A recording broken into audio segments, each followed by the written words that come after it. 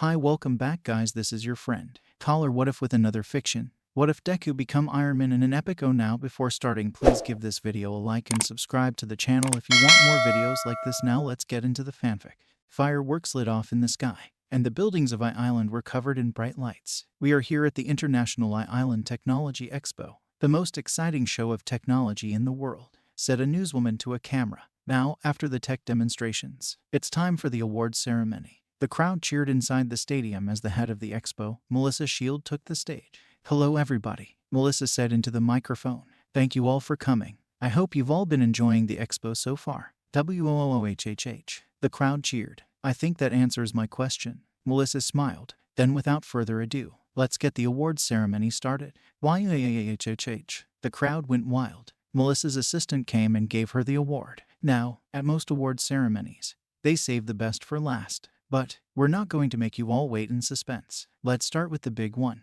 Melissa exclaimed. The award for most advanced support technology goes to Midoriya Industries. The crowd cheered, but a little more quietly this time.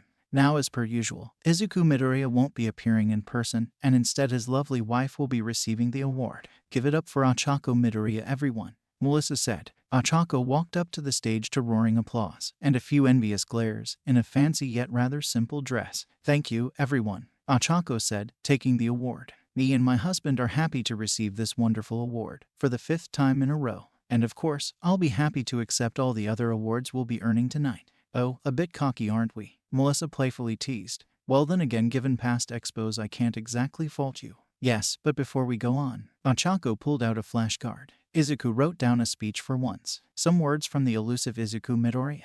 Make sure to pay attention, everyone, Melissa said. Ochako cleared her throat. Thank you, everyone. I am honored and overjoyed to be receiving such an important and prestigious award. While I am the one receiving the award, I would like to bring some attention to all the people who helped me get to where I am. To my employees, my investors, and of course my customers. To my mother who supported me through everything. And most of all, to my wife, who's been with me since the beginning, and who without I would be nothing. Oh, went some of the crowd. We as makers of support gear are in charge of helping the heroes who keep us from destruction. We are the ones who help them overcome obstacles that wouldn't be able to otherwise, and we are the ones in charge of boosting to new heights. Ochako continued. I may be the one winning the award, but we all have an important role to play. Let's continue the good work. The crowd gave a rousing applause. Ochako bowed and walked off stage. Later, in the hotel room, Izuku Midoriya, CEO and owner of Midoriya Industries, was currently sitting on his hotel bed typing away on his laptop, working on new technology, when suddenly the door slammed open and Ochako walked in. God, I hate these things, Ochako said, referring to her overly expensive and very uncomfortable heels. She quickly unstrapped her feet from the height-extending torture devices before throwing them to the other side of the room.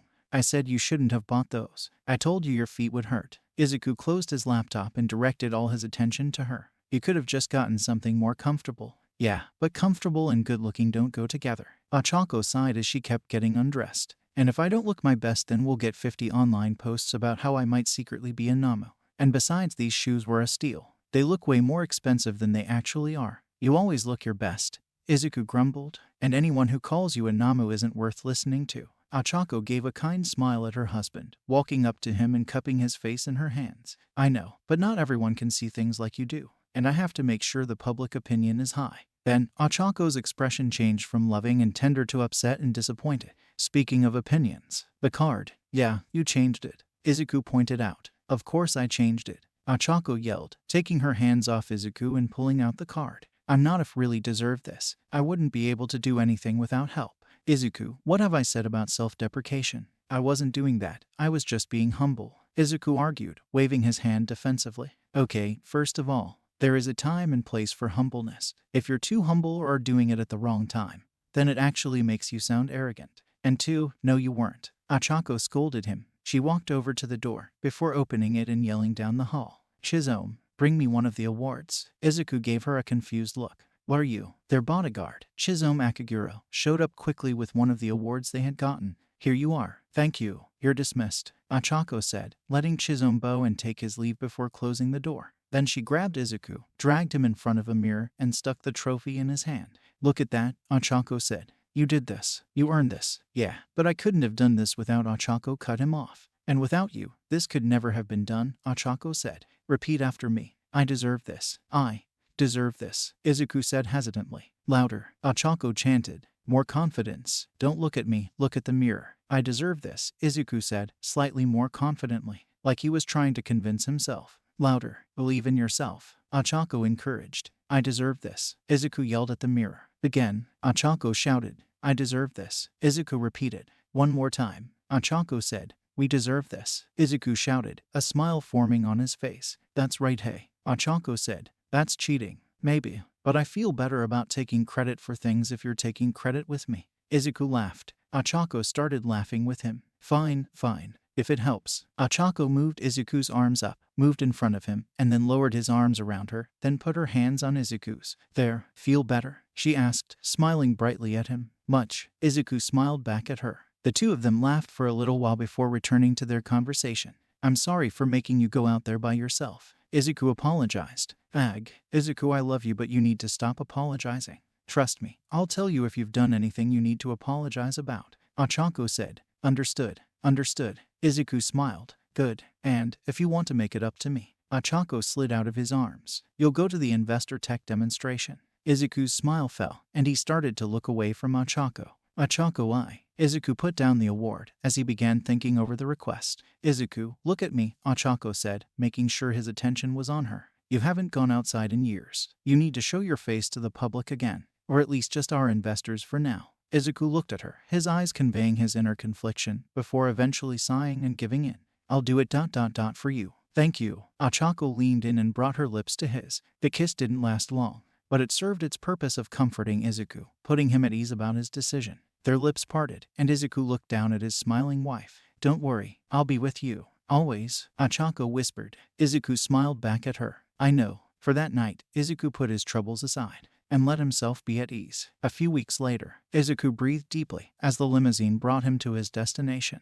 On his right was Ochako, and on his left was Chizome, doing his job as his bodyguard and making sure he was safe. Right now they were heading towards a special compound that they used to test out their technology and going to show off their EFE gauntlets, energy focusing enhancement gauntlets. Truth is, Izuku is a shut-in. Once his company had gained enough money, power, and acclaim, he simply disappeared from the public eye altogether. The only time the public ever heard of him afterward is when he was being credited for things. Ochako had helped him with being in public back in the days when the company was first starting out.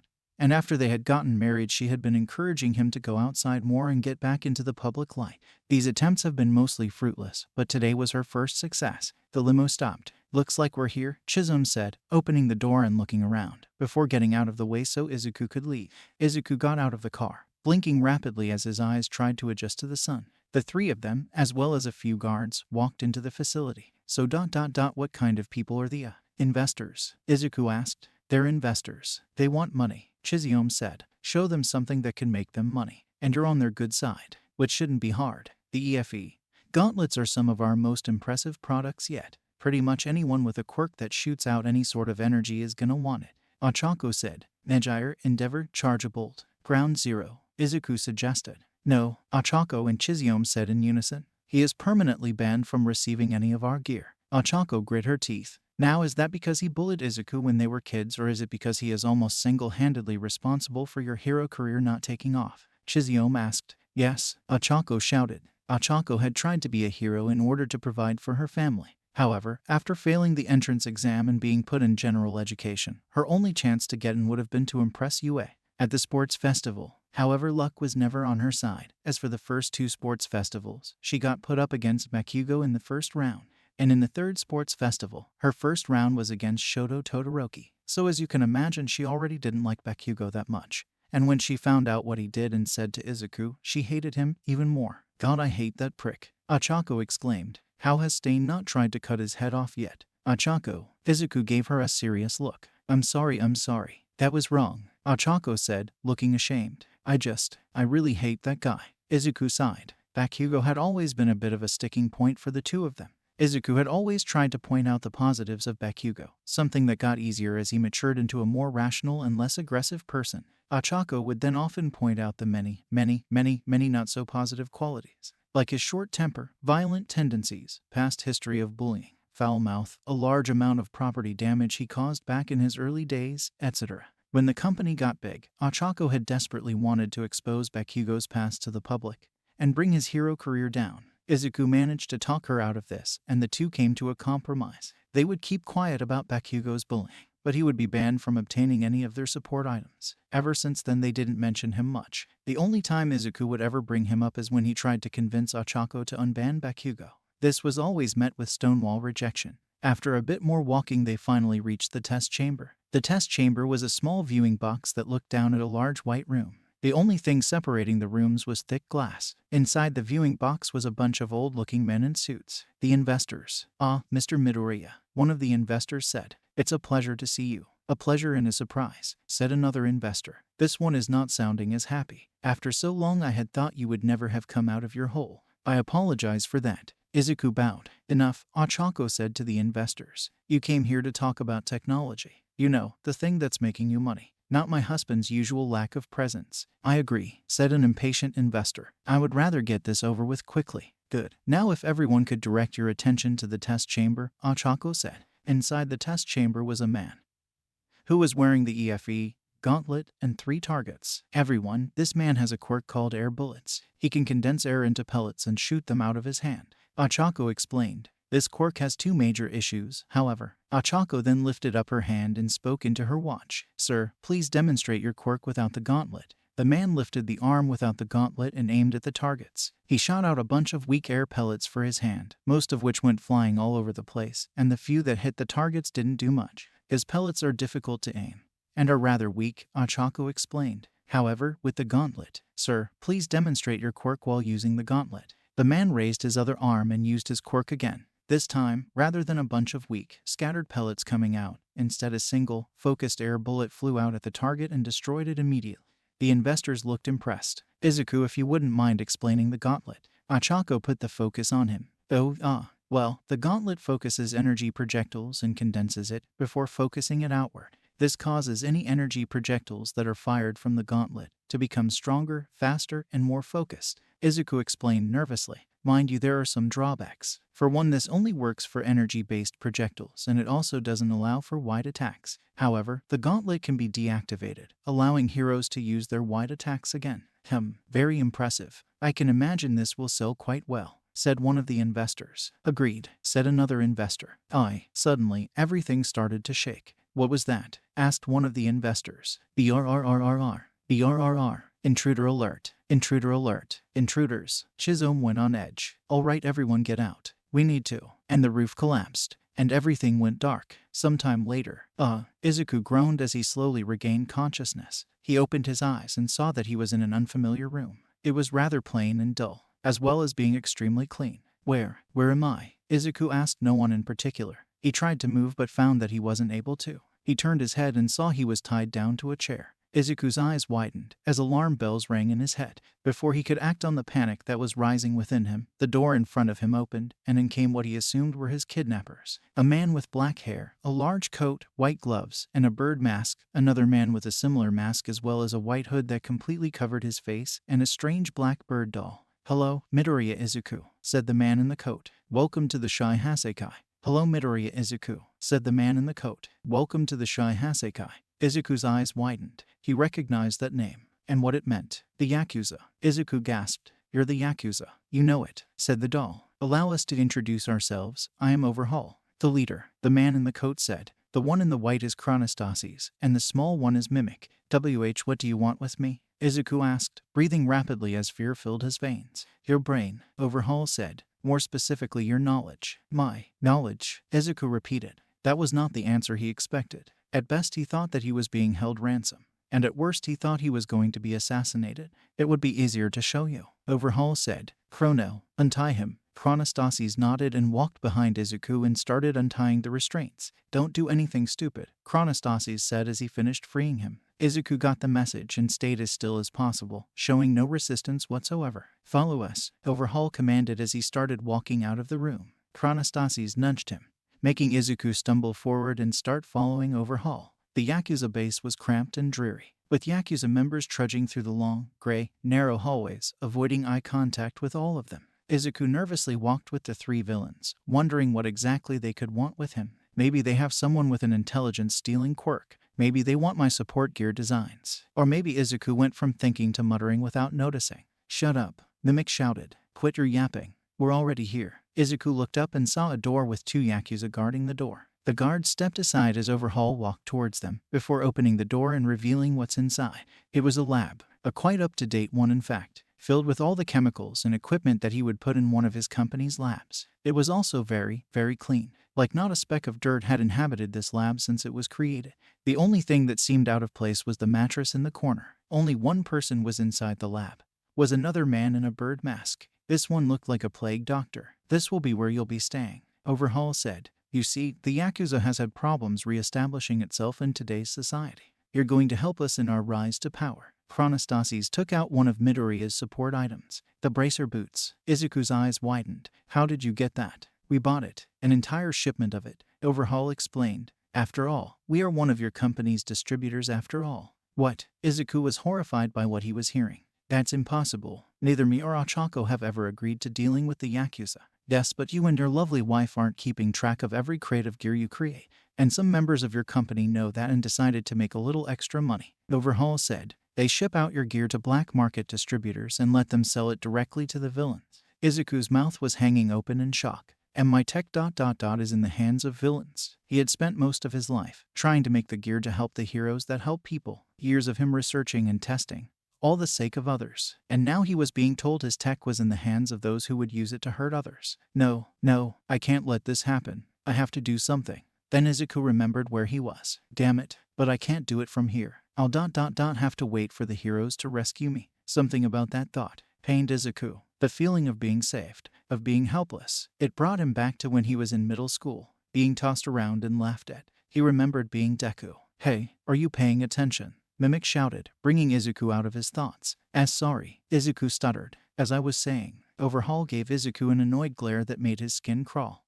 We've decided to skip the middleman and get the technology straight from the source itself. From now on you'll be making gear for us to sell, Chronostasis said, as well as personal gear for us exclusively. Izuku grit his teeth. Damn it, I don't know how long the heroes are going to take, so I might actually have to make something for these guys. Maybe I can stall long enough too. That, however, will not be your main priority, Overhaul said. No, we have something much more important for you to work on. Overhaul took a small object out of his pocket and brought it up to Izuku's face. The CEO's face widened as he immediately recognized what it was. A quirk erasing bullet, Izuku whispered. These were infamous amongst hero society, with several heroes having gotten shot by these things and temporarily losing their quirks. For the most part they were a rare annoyance, as the heroes would always regain their quirks sometime after. However, a couple of heroes had lost their lives because of these bullets. Izuku had been given some samples of the bullets to see if he could track the technology or find out more about it.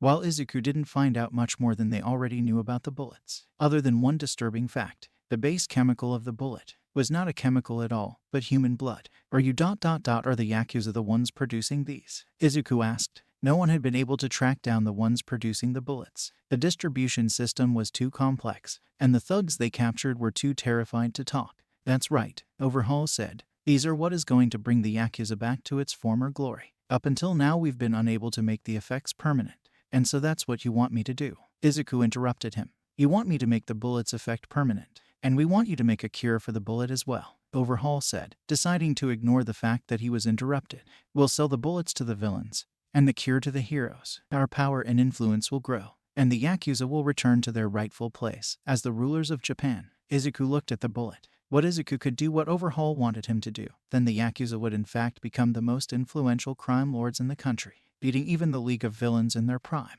And that was something he could not allow. If I say no, they'll kill me, Izuku said in his head, weighing his options. Or worse, and if I don't make any progress after a long period of time, then they'll realize I won't cooperate, and then they'll kill me. My only option is to stall long enough for the heroes to come and rescue me. Well, I don't have any other option, Izuku said through clenched teeth. Do you really intend to do this? Asked the plague doctor looking man. Yes, Izuku felt the answer force its way out of his mouth. What was that? Do you have any intention of trying to escape? The man asked. No, again the answer was forced from him. Is that your quirk? That's none of your business, Mimic said. From now on, your life extends to the inside of this lab. You'll start immediately, Overhaul said. Bring her in. Her? Izuku questioned. Izuku heard footsteps from behind Overhaul. He moved his head to see who was approaching, and his heart stopped. Standing there, escorted by one of the Yakuza goons, was a little girl. Immediately a million thoughts ran through his mind.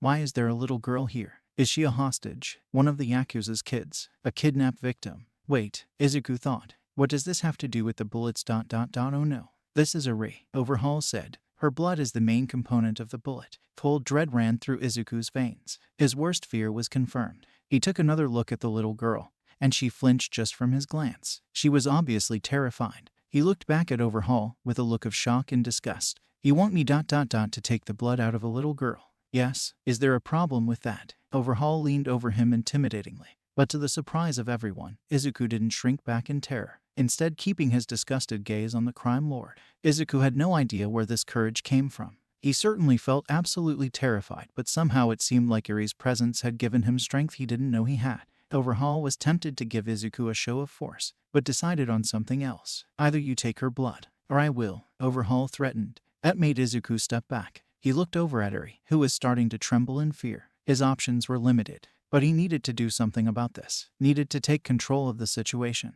At least a little. Izuku glared at Overhaul. I have some demands. Overhaul raised his eyebrow. You're not in a position to make demands. Except I am. Izuku pulled together all the courage he had. You have plans. Big plans. Plans that I am essential to. If I don't work for you, then your dream of re-establishing the Yakuza dies here. Sure, you could torture me, but all the time you spend doing that is time I could be working. And you don't seem like the type to waste time. Know your place, you little. Mimic started walking towards him angrily, before Overhaul gave him a look, signaling to stop. Listening to my demands will be easier for everyone in the end. Izuku finished. Overhaul glared at him for a while, as if waiting for Izuku to wither under his glare. We will listen, Overhaul conceded. First, I want her here, Izuku said. In this room, under my supervision. I don't want your thugs touching her. Overhaul's glare never faltered. You don't want that. You don't know what kind of monster that girl is. Eri held her head down with shame, as Overhaul degraded her once more. If her quirk goes off, and you touch her. Overhaul took off one of his gloves and touched one of the beakers, destroying it immediately. Just like her father. Izuku looked past Overhaul and right at Eri, giving the poor girl a pitying look, before turning back to Overhaul and continuing to glare. As far as I'm concerned, me and her are the only people in this room who aren't monsters, Izuku said.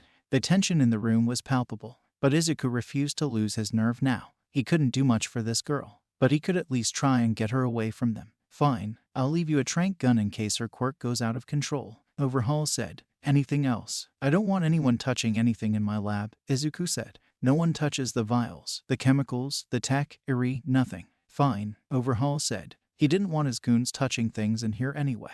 They would probably kill themselves or something. Is that all? Izuku thought for a moment. He'd already pushed his luck enough. This was probably the best he was going to get for now. That's it, Izuku said. Good, now get to work. Overhaul turned to his men. Bring Eri's things. Boss, are you really gonna give in to this chump? Mimic shouted. We're just changing which room Eri's in. At the end of the day, nothing has changed, Overhaul said. With those last words, Overhaul and his followers walked out of the room, closing the door behind him and leaving him alone with Eri. The two of them looked at each other for a while, Eri giving him a curious, yet fearful expression, and Izuku giving her a sad, apologetic expression. Izuku breathed in deep. Hello, I am Izuku Midoriya. Nice to meet you. Eri didn't respond. I'm not here to hurt you, Izuku said. Why you want to take my blood? Eri pointed out. No, Izuku said. I don't want to. They're making me. If I had a choice, then I would never even consider doing this to you. This seemed to make Eri ease up slightly. Very slightly. Are you Are you going to take me apart? Eri asked him. Izuku's expression shifted to confusion.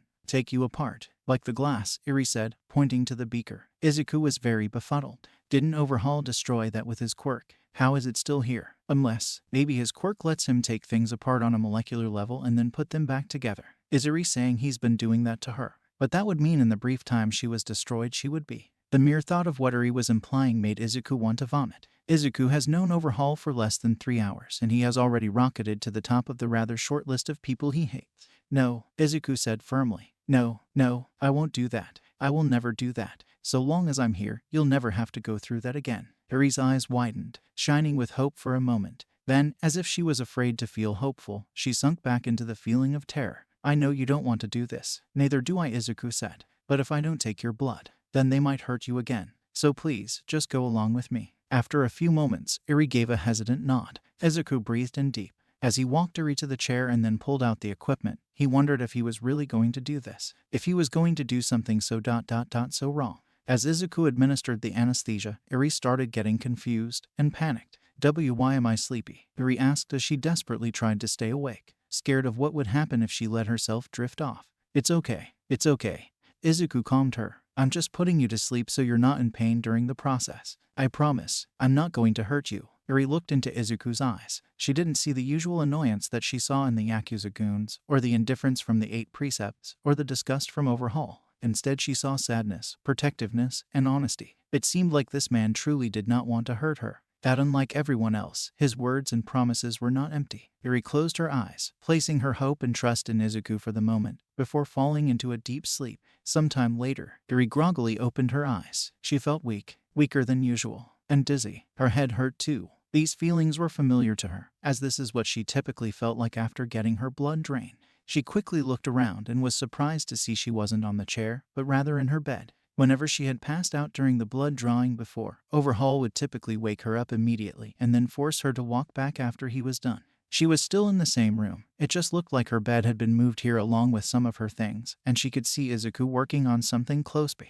This was confusing. Was the blood draining done already? She felt like she did after her blood was drained, but where was the pain? The needles, the pumps. She looked at Izuku, wondering if he truly didn't want to hurt her, if she could trust him. She felt like she could, but at the same time, she was scared. What if she was wrong? What if he was tricking her? Overhaul would sometimes try to have some of his goons get along with her, try and befriend her. But Izuku seemed different. Not only did he seem very real and genuine, unlike those Yakuza goons, but he also didn't seem to like Overhaul. Eri's head hurt from thinking too much. Eri didn't want to bring attention to herself, so she just silently watched Izuku work for a little while before. Her stomach growled. Izuku turned his head to look at Eri, finally noticing that she was awake and sitting up. Eri. He quickly walked over to her, dragging a table with wheels on it with him. You shouldn't be sitting up so quickly. I am sorry, Eri said fearfully. Eri was going to lie back down, but before she could, Izuku went over to her and moved her pillow up. Izuku placed his hand on her chest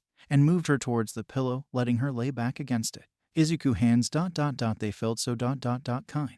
They weren't cold and forceful like Overhaul and his goons. He didn't push her as they would have. Rather, his hands were warm and gentle, trying to guide Eri towards the pillow. How do you feel? Izuku asked her. I'm okay, Eri lied. She had to lie. Overhaul hated when she complained. He would punish her if she said that she felt sick or was in pain. He said it's what a monster like her deserved. Eri, you just lost a lot of blood, Izuku said sternly. You are definitely not okay. I need to make sure nothing went wrong, and if something did go wrong, I have to find out what it is so I can make it better. So please tell me the truth. Eri sunk back into the pillow. My head hurts, and I feel dizzy and weak and hungry. Izuku nodded. Okay, that's normal. You should be fine after a while. But first let's take care of that hunger. Izuku moved the table towards her. On top of it was a plate of beans. They were cheap and kinda gross looking, but Eri was used to it by now. Eri gave him a hesitant look, and Izuku nodded, conveying to her it was okay to eat it. Her hand shakily moved towards the spoon. As she picked it up, her hand shook a lot. Izuku frowned as he saw Eri struggle. He grabbed the spoon from Eri's hand, and a jolt of fear ran through her. Had she done something wrong? Was she not going to be allowed to eat anymore? Izuku gathered the mushy beans in the spoon before holding it up to Eri's face. Open wide. Eri blinked, confused by the action, but decided to go along with it. She opened her mouth, and Izuku fed the beans to her. For the next few minutes, Izuku silently fed her. This situation felt familiar to her. If she thought hard enough and pushed past the headaches, she could barely remember someone doing this to her before. She thinks it's her father. She can't even really remember him at this point. Without even realizing it, tears start dripping from Eri's eyes. This alarmed Izuku, who immediately stopped what he was doing. Is something wrong? Are you okay? Why ... Why are you being so kind to me? Eri asked him. I'm a monster. I'm cursed. Eri continued crying. She was promptly silenced when Izuku's arms wrapped around her, embracing her in a firm yet gentle embrace. You're not a monster, Izuku told her. The people who told you that you were, the people who hurt you, those are the real monsters. But my curse, Eri cried. Your quirk, Izuku corrected. No one can control what quirk they get, and no one is at fault for not knowing how to use it. These kind words, this gentle embrace, it was more affection than Eri had ever remembered receiving in her life. For almost as long she could remember, she was surrounded by people who hated her and called her a monster. People who hurt her and told her it was her fault for existing. But Izuku wasn't like that. In the short time she had known him, he had shown her care, compassion, affection. He didn't think she was a monster. She wrapped her arms around his waist and cried in his torso. Izuku gently pets the back of her head, letting her unload her pain onto him. At that moment Izuku made a promise to himself that no matter what happened, he would protect this girl, even if it cost him his life. Overhaul strutted into the lab with Shin by his side, and was displeased to find that Izuku was in the process of feeding Eri. If I wanted a babysitter, I wouldn't have gone through the trouble of kidnapping one of the world's greatest scientists, Overhaul said in a very annoyed tone. Eri immediately clung to Izuku, and the CEO turned his head to meet the villains. It's been a month, Overhaul walking up to Izuku in an imposing fashion, and you've yet to produce any results. Progress takes time, Izuku said. As the people who produced this bullet, you should understand this. I may be smart, but I'm not magic. I can't produce groundbreaking progress in only a month. And since I've been focusing on this, I haven't had much time to work on support gear. Overhaul turned to Shin and nodded, signaling him to use his quirk. Are you stalling? Shin asked. Not really, Izuku responded. I already know how to improve the bullet, but you guys haven't given me the means to do it. Overhaul glared at him. How? We've given you all the chemicals and components you could possibly need. And we send someone in here to ask if you need supplies once a week. But supplies I ask for never come, Izuku pointed out. That's because the supplies you ask for are things like orange juice, vitamins, and things that have nothing to do with your task. Overhaul glared at him. But they do have to do with my task, Izuku corrected him. Have you heard of the hero grape juice? Who hasn't? Overhaul said. Everyone knew about grape juice. He became famous after his heroic death, taking the infamous Gigantomachia with him to the grave. Are you aware of how his health affected his quirk? Izuku asked. The healthier he was, the more effective his quirk. This can also be said about many other people's quirks. For Eri, however, this is only somewhat the case. While Eri's quirk, in itself, is not affected by her health, her quirk-affected blood is. Due to the poor condition Eri is in both physically and mentally, the blood we're getting from her is of poor quality. The food you give her is cheap and bland, and you don't even give us enough of it. She hasn't seen the sun in years. She's been constantly getting her blood drained from her, and she's stuck in a facility with people who hate her and has been getting physically and mentally tormented for years. Overhaul looked at him for a moment. So what you're saying is if Eri's in better health, the bullet's effects will last longer? Yes, Izuku responded. Overhaul turned to Shin. Are you speaking the truth? Shin asked. Yes, Izuku said. TCH. Fine. Tell me what you need then. Overhaul said. Since I know you won't let her outside, I'll need a lot of orange juice to make up for all the vitamin D she's missing. Izuku started spouting out necessities. I'll also need vitamins to make up for all the other nutrients she is missing. Also, I'll need more healthy foods. Not that cheap stuff you feed us either, but some actually tolerable food. I'll also need some books to stimulate her mentally. She can't read. Overhaul interrupted her. I'll teach her, Izuku responded. We'll also need way more food than you're giving us. Part of the reason my work has been slow is because I've barely been eating.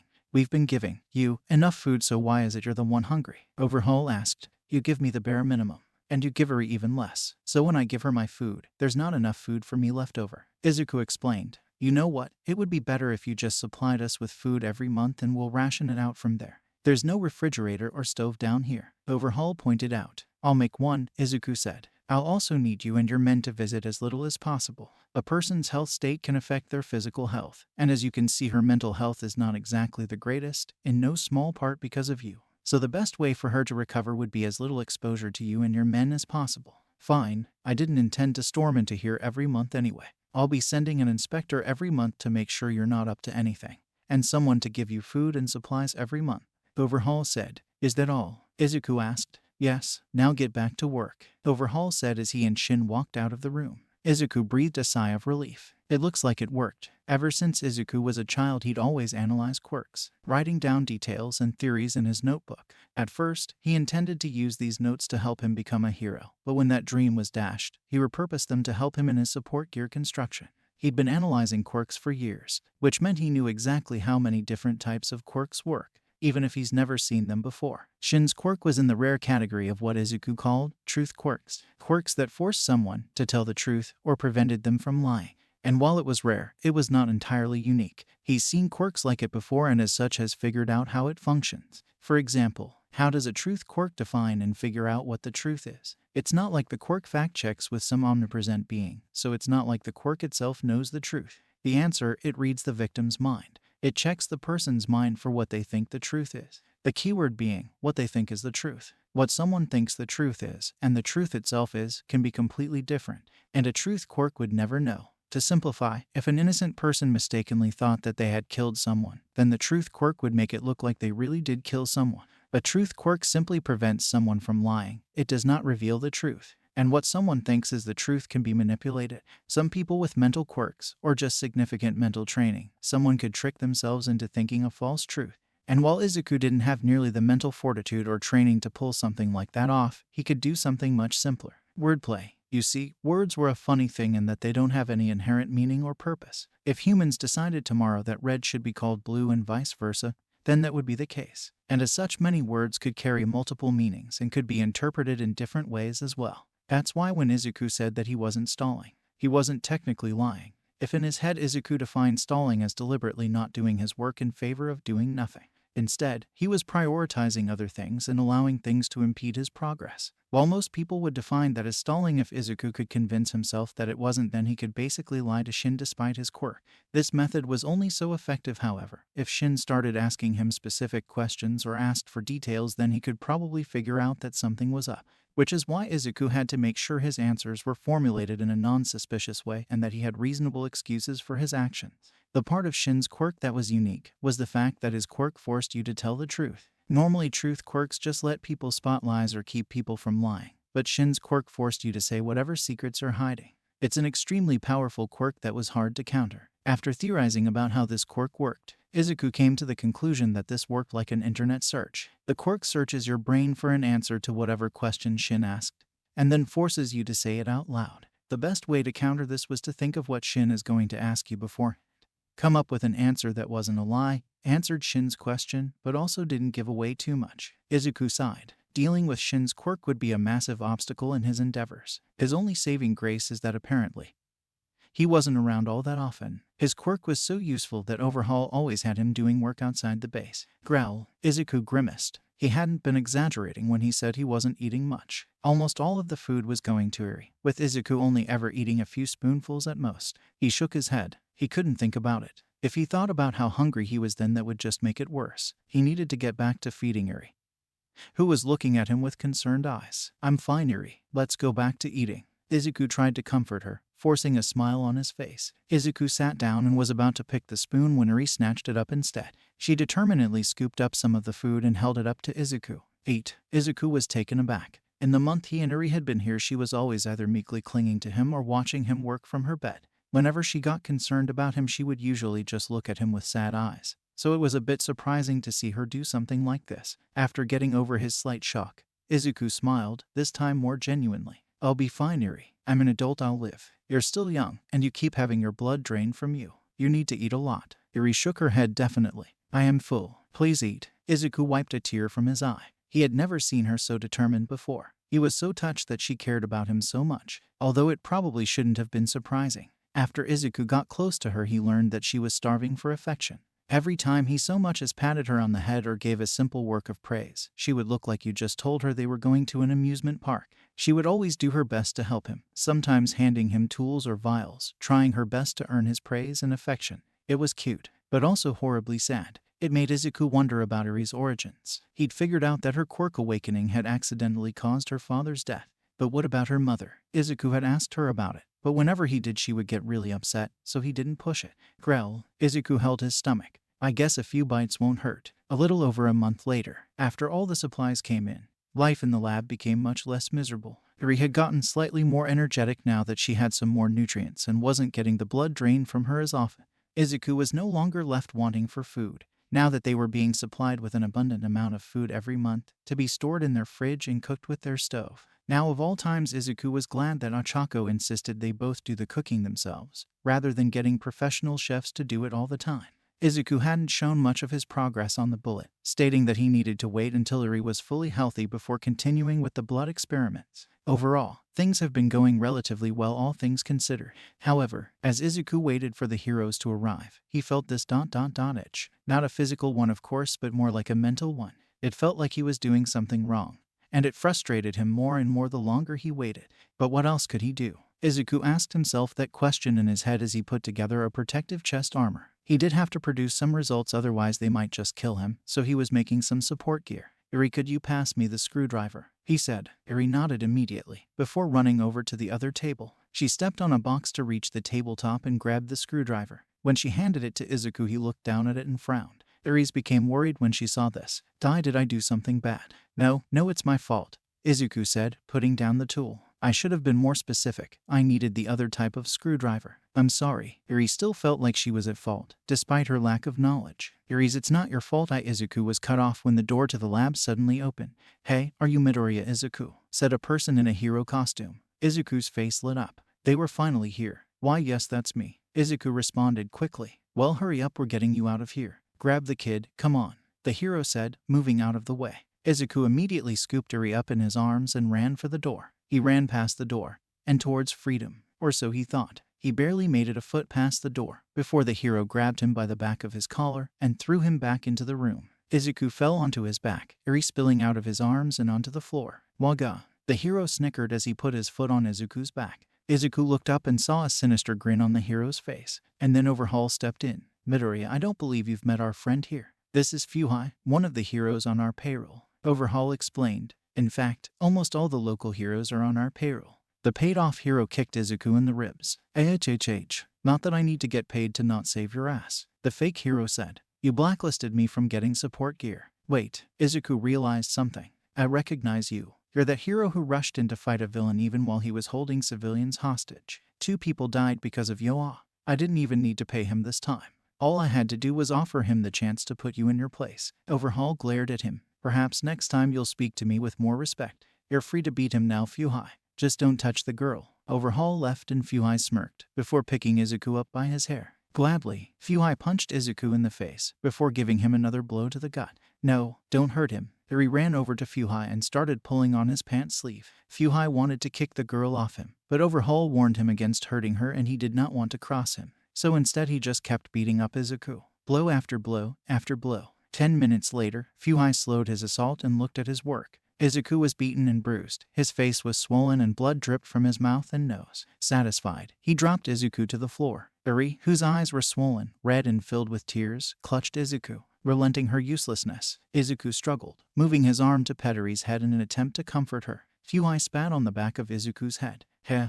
not so high and mighty now, huh? Hope you like it here, jackass, because there aren't any heroes to come and save you." And with that, the false hero left, slamming the door behind him, leaving Izuku to think about his parting words. Later that night, Izuku laid down in his bed, Eri clinging tightly to his side. Overhaul and sent some medics to patch up Izuku after Fuhai left, only because Overhaul didn't want him to use his injuries as an excuse to slow down his work. Overhaul bought off most of the heroes in the area. Izuku thought, "There's a chance that there might not be any heroes to save us." Izuku's heart tightened, and his fist clenched. He looked down at Eri. She deserved so much. She deserved to be with a loving family, have warm, delicious food, and to be outside and happy. She deserved so much better than to be locked in here. He wanted to give her so much. And then, he had an epiphany. It felt like that itch had finally been scratched. If the heroes aren't going to save us, then I'll just have to do it myself. Izuku finally thought. For her sake, it was going to be dangerous, and he would have to be much more careful in his half-truths and lies. He would also need something that could both protect him and Eri, while also taking out the Yakuza.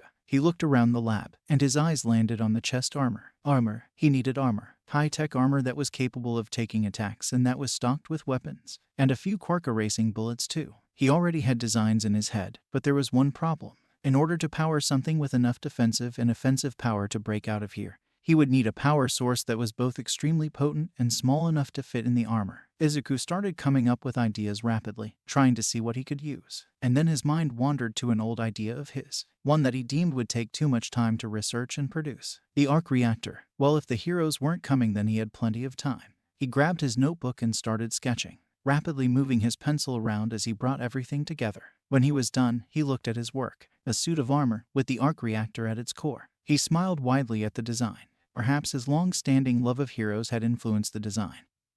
But it didn't just look like a suit of armor. It looked like a hero that would liberate them both from this horrible place and bring joy back into their lives and smiles on their faces. And a hero needed a heroic name. As such, the Ironman project was born. Izuku felt like a new man. It was like he was constantly hyped up on adrenaline as he worked feverishly on the designs of his armor. His brain was working on overdrive and he felt even smarter than he did normally. He'd never built a full armor suit before, but May had developed a few. Mei Hatsumi had been a long-time friend of his, having worked with him since their early days in UA. With them being the two smartest students, they had done great work together. She and Akako never really got along though, even less so when they graduated from UA. They had a difficult time adjusting to no longer being financially backed by the school anymore, and her constantly blowing up their expensive equipment, annoyed Ochako to no end. Had it not been for Ochako's excellent control over their finances, then Midoriya Industries would have never got off the ground.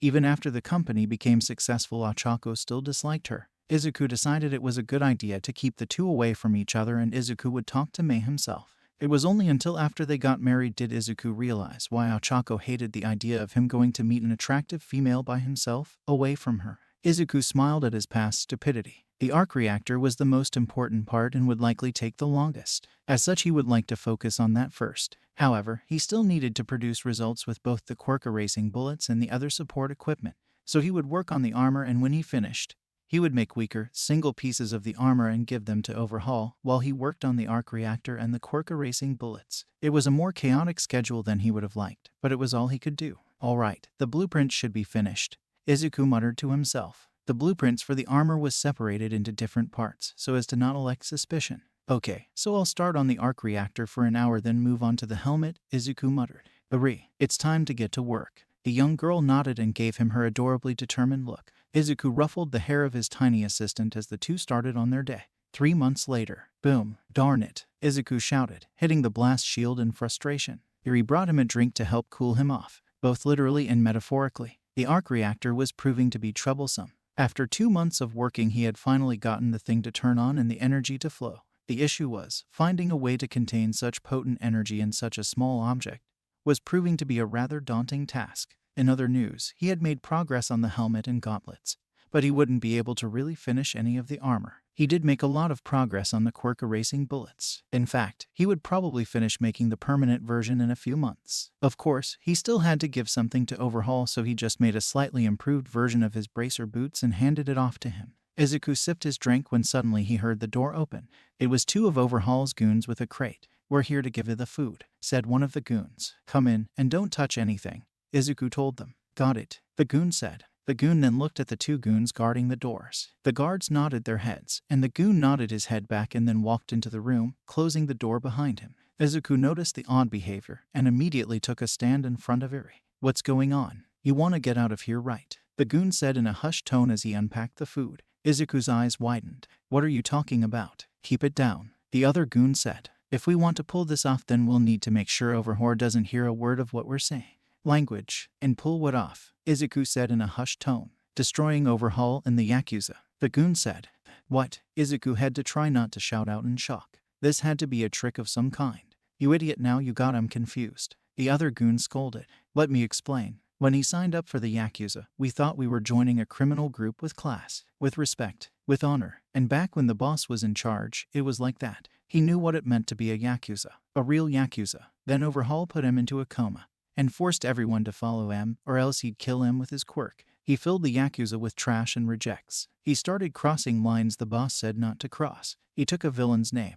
And worst of all, he started mistreating the boss's grandkid." Izuku's eyes widened. Iri is the granddaughter of the former Yakuza boss. "No, I have to stay focused. If what he's saying is true, then I may be able to use it to my advantage. But why destroy it? Wouldn't you rather just kill Overhaul and take back control?" Izuku asked. "No, if we take out Overhaul and all the goons loyal to him, then we'll be too weak. Our enemies will take us out in a heartbeat," Goon 2 said. "And screw that. If the Yakuza's going out, then we're going out on our own accord," Goon 1 said. "So it looks like there are 2 groups, people who are loyal to Overhaul and people who want him dead. Let's call them the loyalist and the extremist," Izuku thought. "How many of you are there compared to the ones loyal to Overhaul?" Izuku asked. "We got bigger numbers, but Overhaul's guys are way stronger," Goon 2 scowled. "We'd never stand a chance if we tried to fight back on our own ... but with those bullets, you'd be able to take away their advantage," Izuku finished. "So you want me to make the bullets and then help you and your allies take out Overhaul and his minions? I knew you were smart," Goon 1 smirked. "Okay, if I do this, what happens to me and Iri?" Izuku asked. "What do you think happens? You take the girl and get out of here," Goon 2 said. Izuku nodded. "This could make my escape a lot easier ... but still, if I help you ... you'll kill Overhaul, right?" Izuku asked. "Duh, that jerk's gonna get what's coming to him," Goon 1 said. Izuku frowned. I don't like the idea of killing someone, indirectly or not. But I'll need to erase Overhaul's quirk if I want to get out of here. And even if I refuse them and try to escape on my own, they'll probably take advantage of it and kill Overhaul anyway. No matter what he did, if he escaped, Overhaul would die. But, considering everything Overhaul's done, I can live with that. Izuku decided. If it's him or Eri, I'd choose Eri to save in heartbeat. Okay, I'm in, Izuku said. Alright, knew you'd say that. Goon-1 celebrated. But, I'm in charge. I was already planning on escaping, so I have a plan in mind.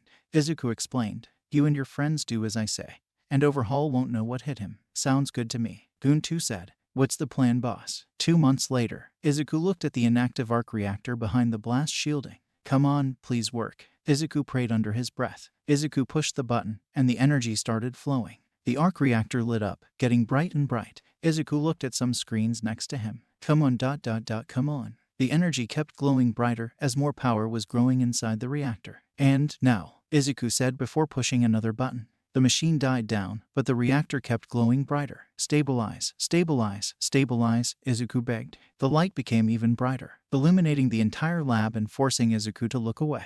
Then, there was a flash of light. Before the light died down, Izuku looked back at the reactor. I did it. Izuku celebrated. I did it. The arc reactor was now glowing bright with energy and was perfectly intact. Finally, after all this time, he had done it. The most crucial part of his plan was finished. Now he could work on everything else. Izuku, all Izuku's celebrating, had woken up Eri, who was sleeping soundly on the bed beforehand. Did the arc reactor finally work? Oh, Eri, did I wake you up? I'm sorry, and yes, it worked, Izuku said with a bright smiling on his face. Oh, that's good. Eri didn't really understand what that meant. But Izuku was happy, and that was all that mattered to her. Izuku went over to the arc reactor and held it up with pride. This was the start. The time for escape would be nigh. Let's go back to sleep, Eri, Izuku said. I think I'll have good dreams tonight. 2 months later, Izuku looked at his finished formula. With this, his work on the quirk erasing bullet would be complete. Of course, he couldn't give this to Overhaul. He would give him a version that lasted longer than the previous version, but he would never give him the permanent one. Izuku had made rapid progress after the completion of his arc reactor. Having finished his helmet, and his chest plate would be done in a week or so. Alright, let's see how the arc reactor reacts to the gauntlet, Izuku said. The genius hooked up the reactor to one of his prototype gauntlets. The gauntlet lit up with a pleasing hum, working as Izuku expected. Okay, everything seems to be working fine. Let's try the flashlight. Izuku had installed a flashlight in the palm of the gauntlet, just in case he had to fight in the dark and the night vision feature in his helmet didn't work for whatever reason. Izuku flexed his wrist to turn on the flashlight, and FWOOM. He was knocked back as a blast of arc reactor energy shot out of palm, hitting the wall and making a burnt crack. Izuku sat up, dazed from the knockback and the fall. Eri had run over to make sure he was okay and helped him off the floor. I must have used way too much power, Izuku thought to himself as he got up off the floor. I'm going to have to lower that a lot. As Izuku got up, he spotted the crack in the wall. It was a pretty big crack considering that it was a thick concrete wall, meant to take large impacts from big explosions. After a few seconds of looking at it, he got an idea. Or maybe not, he considered. A month later, the chest plate had taken an extra week to finish, but that was only because Izuku had shifted focus into adding a new feature to his gauntlets and boots, Repulsor Blast. Using the arc reactor, Izuku would be able to focus the energy in his gauntlet and blast it out as a beam of light. In other words, he could shoot lasers out of his palms and feet. Why add this feature to his feet? Why not? Could come in handy. The armor itself was almost complete. He was working on the finishing touches now, and it should be done in another month or so.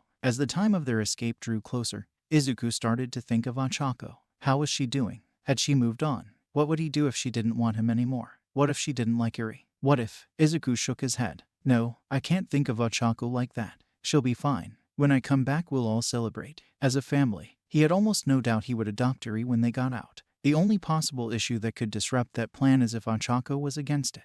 As he was thinking, one of the Yakuza goons that were on his side walked in. Hey, we got good news. Keep it down, Izuku reminded him. What is it? We got some help, the goon said. From Stain. As Stain. Izuku's mouth dropped. Why would the hero killer want to help us? Apparently he hates Overhaul just as much as we do, the goon said. I don't know what Overjerk did to cross the hero killer, but he must have really screwed the pooch. Izuku thought about this. While he was sure the hero killer would make the job easier, he was hesitant to work with Stain the hero killer. But if it meant securing Eri's safety. Alright, make sure he's actually on our side, Izuku told the goon. If he betrays us, it could be the end of all of us. Got it, the goon said before walking out. Izuku went back to his work. Soon all of this will be over. Just a bit more time.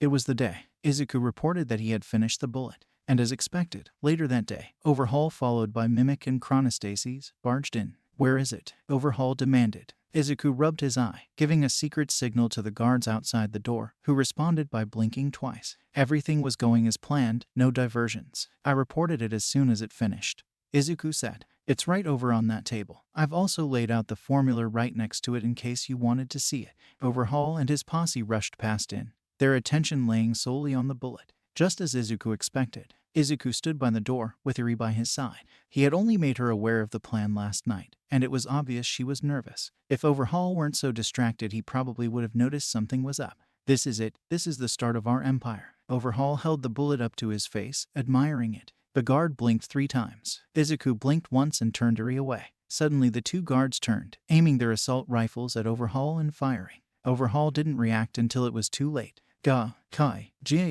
Chronostasis was shot. What the Mimic got hit. Suddenly, the small doll exploded, spitting out a large adult male. Overhaul looked at the bullet lodged in his arm, his eyes as wide as dinner plates as dread and anger filled his body. What have you done? My quirk did they Suddenly Chrono and Mimic were shot again. This time in the knees. The 2 guards had put aside their rifles and pulled out pistols that fired real bullets. You traitors. Overhaul instinctively tried to use his quirk, only remembering he couldn't when it was too late, and he was shot in both his legs, leaving all 3 of them on the ground. Like our gun's boss. Goon 1 held up the rifle, modified by Midoriya himself. Looks just the real thing. Give the order. Izuku interrupted their gloating. Oh yeah. Goon 2 put his walkie-talkie up this mouth. It's time, boys. Give him hell, you bastards. What is this? Mimic asked. What do you think it is, doll boy? Goon 1 taunted. We've been planning this for months. See, that's the problem with hiring a genius against his will. He outsmarts you. Midoriya finished that bullet months ago, and it was a side project. Goon 2 laughed. Oh, I can't wait till you see what he was really working on. You planned this. Overhaul glared at Izuku, who was walking over to one of the tables. Do you really think you'll get away with this? My men will die like the freaks they are. Goon 1 interrupted him. We got a bullet for each one of your little precepts of death. And even if they fail, Stain will take him out. You're done, Kai. Goon 2 used his real name to anger him. Don't call me that, you trash. Overhaul shouted as he started crawling over to them. While the guards were taunting Overhaul, Izuku could hear the firing of guns getting closer to the lab. He couldn't waste any more time. Izuku kneeled down and opened the panel on one of the tables, before crawling inside. What the hell is he doing? Mimic asked. Oh, you'll see. Goon 1 laughed. Once Izuku was inside, he laid down perfectly flat, and in just the right position. Suddenly a blue light washed over him, scanning him and making sure that it was Izuku under the table and not anyone else. After a few seconds, the scanning was complete, and it moved on to the next phase, equipping the armor. Little mechanical arms moved to attach the pieces of the armor onto Izuku. First the boots, then the legs, then the chest, the arms, the gauntlets, and finally, the helmet. Then the pieces began to attach to one another. Parts moved and stuck together until Izuku was fully sealed in the armor. Then the arms lowered the arc reactor into the chest piece. The arc reactor was put into place and locked in, powering up the armor with a pleasing hum. The HUD came to life, allowing Izuku to see, as well as giving him a full analysis of his surroundings and a status report of the armor. The top of the table opened up, breaking in half and giving Izuku his exit. He grabbed the top edge of the table and pulled himself up, revealing his gray Iron Man armor for all to see. Goon 1 whistled. There it is. What the hell is that? Chrono asked. Izuku looked at Chrono. My escape. Nice line, Gia. Suddenly Goon 1 had a bottle thrown at his head. It's Sakaki, Goon 2 said before getting a bottle thrown at his head. Deidoro Sakaki ran into the room in a panicked, but still drunken, stupor. Boo us. The goons are shooting us, Sakaki said, before looking at Izuku's armor. What the fuck is? Intoxication detected, activating auto fire, said the armor's HUD. Izuku's palm flew upward, and the armor fired a repulsor blast right at Sakaki's chest. Wah! The blast hit its mark, sending the villain flying into the wall and onto the floor, knocked out cold. That thing shoots lasers. Mimic's eyes widened. Izuku got out of the table. He moved around awkwardly as he was unused to wearing the armor. Eri, it's time to go. Izuku picked up the girl as the 2 goons got off the ground. As Izuku walked out of the room, he nodded to the 2 goons, giving them the signal to finish it.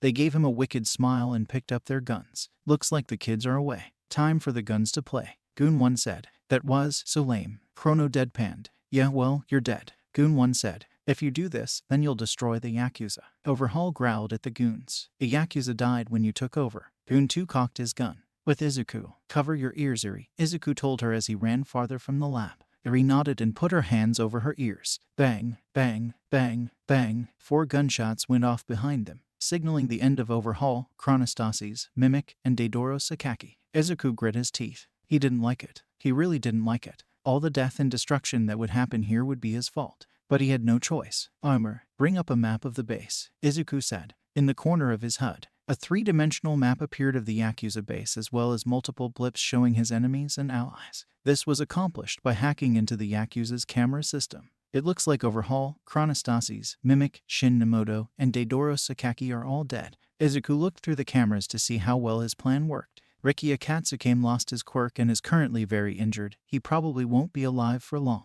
Toya Satsuno, Yu Hojo, and Soramitsu Tabe are all still alive and have their quirks and are fighting off the goons together. Satsuno probably used his quirk to steal the guns before they could fire them. Kendo Rappa and Hekiji Tengai also have their quirks and are fighting them off. Damn it, this didn't go nearly as well as I thought. Most of them are trying to get to where Overhaul was, meaning that they're all blocking my path.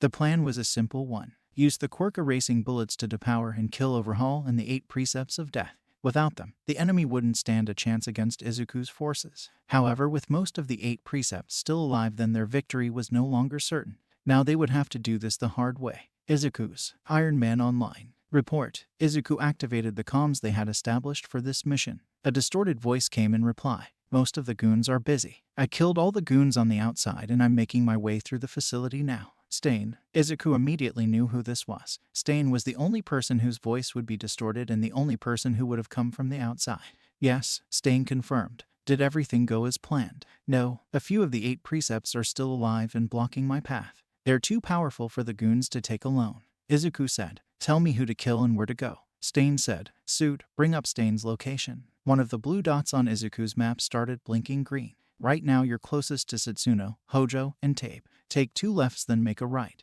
On it, Stain said. Hopefully, that should take care of them. Izuku looked at the map, but that still leaves Rappa and Tengai.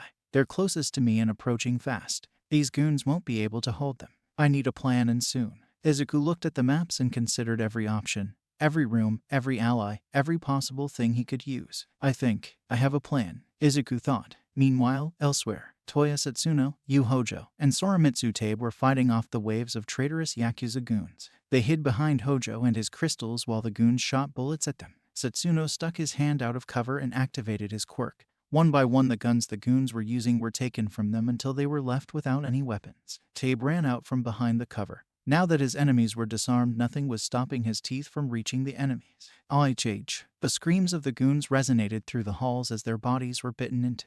Blood splashed onto the walls and floors as Tabe mauled them, tearing into their innards until they lay dead at his feet. Damn traitors. Satsuno dropped a few of the guns, keeping one just in case. We need to get to Overhaul. Hojo deactivated his quirk. Tabe finished up eating part of one of the goons and looked in the direction of his 2 friends. His eyes went wide as he saw something behind them. Look out. Behind you. Huh. They turned just in time to see Stain, sword drawn and aimed for Satsuno's head. The blonde-haired criminal barely managed to move out of the way in time, with Sten's sword managing to nick his neck slightly, drawing a little bit of blood. Satsuno and Hojo backed up as far as they could, standing next to Tabe as the 3 of them got ready to fight. Who the hell are you? Satsuno shouted at him. He didn't recognize him as one of the traitors, meaning this was someone else. Stain grinned like the madman he was. The hero killer was wearing what could only be described as a cyber ninja outfit. He was covered in red and gray armor, with a red mask covering the upper half of his face. There was a utility belt around his waist, and the armor itself was covered in spikes and compartments to keep knives. He took the sword he cut Satsuno with and licked the blood off the blade. Suddenly Satsuno felt strange for a moment,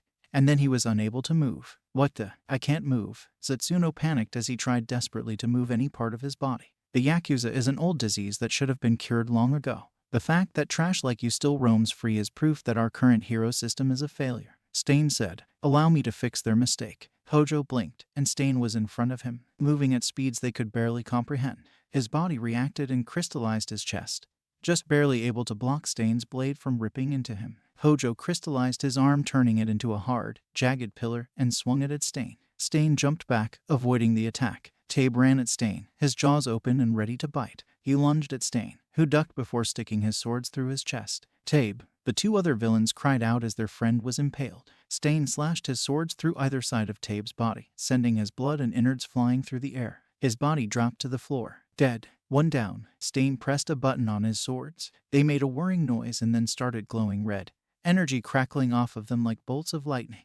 2 more to go. You bastard. Hojo ran at Stain with his crystallized body, his arms out and ready to smash. Stain took out a small orb from one of his pouches and threw it out over Hojo's shoulder. You missed, you son of a. Before Hojo could finish, dozens of holes opened up in the orb, and extremely small daggers shot out in all directions, with about 8 of them stabbing into Hojo's back. AHHH. Hojo stopped his charge as he recoiled in pain. Stab. While Hojo was recoiling, Stain charged forward and buried his sword into his chest. Right through his crystals, right through his chest, right through his heart. The life faded from the man's eyes, and he fell limp onto Stain's sword. Stain pressed the button and the red glow faded from his sword. He pulled the blade out of the man's chest, letting the body fall to the floor as he looked at his final victim.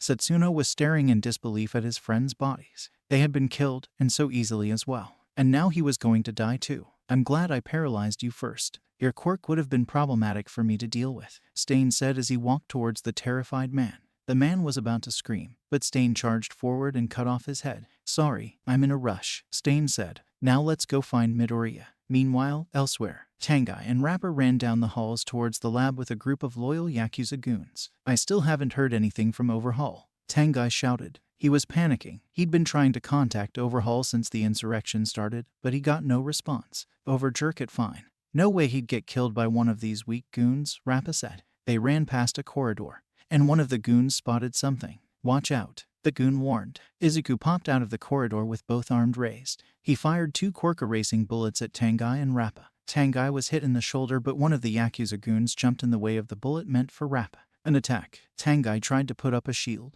Wait, my quirk. Are these our bullets? He tried using our own bullets against us. The bastard. The Yakuza goons charged at Izuku. Izuku's armor scanned the 5 goons coming at him and activated his shoulder-mounted mini-missile launcher. The missiles came out and blasted the goons away, sending them sprawling onto the floor unconscious. Next, he opened his palm and blasted Tangai in the chest with a repulsor blast, knocking Tangai out immediately. Looks like I might finally get a good fight out of this. Rappa smiled as he charged towards Izuku. Rappa charged at Izuku, hurling his fist at him at inhuman speeds. Izuku activated his repulsor blast in his feet and rocketed backwards into the hallway he came from away from Rappa's attack. He landed far away from the villain, making sure there was a large distance between them.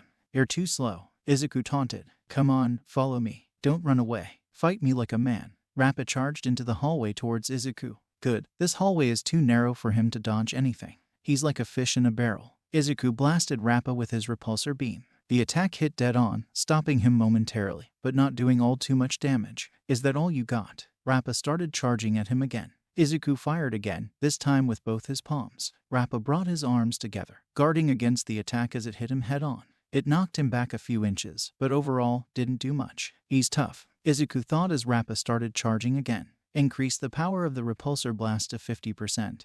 Izuku told the armor. After hearing his palms hum, he fired again at Rappa. Rappa ran towards him with his arms up, ready to block any attack coming at him. The blast hit Rappa, knocking him back a foot and leaving some burns on his arms. But the villain kept on running, getting closer and closer to Izuku. He doesn't have a durability quirk, he shouldn't be able to take these attacks so easily, Izuku thought. Increase repulsor power to 75% and switch from blast to beam. Izuku fired again. This time, rather than just a blast of energy, it came out as a continuous beam. The beam hit Rappa's arms, this time with greater result and knocking Rappa back a few feet. Rappa dug his feet into the ground, smiling as his strength was really getting put to the test. Now that's more like it. Give me everything you got, Tin Man. It's Iron Man, Izuku corrected. And how are you enduring this? My body's taken plenty of blows. My skin's as tough as steel by now, Rappa responded as he started walking through the beam, slowly but surely making his way toward Izuku. Izuku looked at his suit's power bar. He had already used up 40% of his power and it was still draining.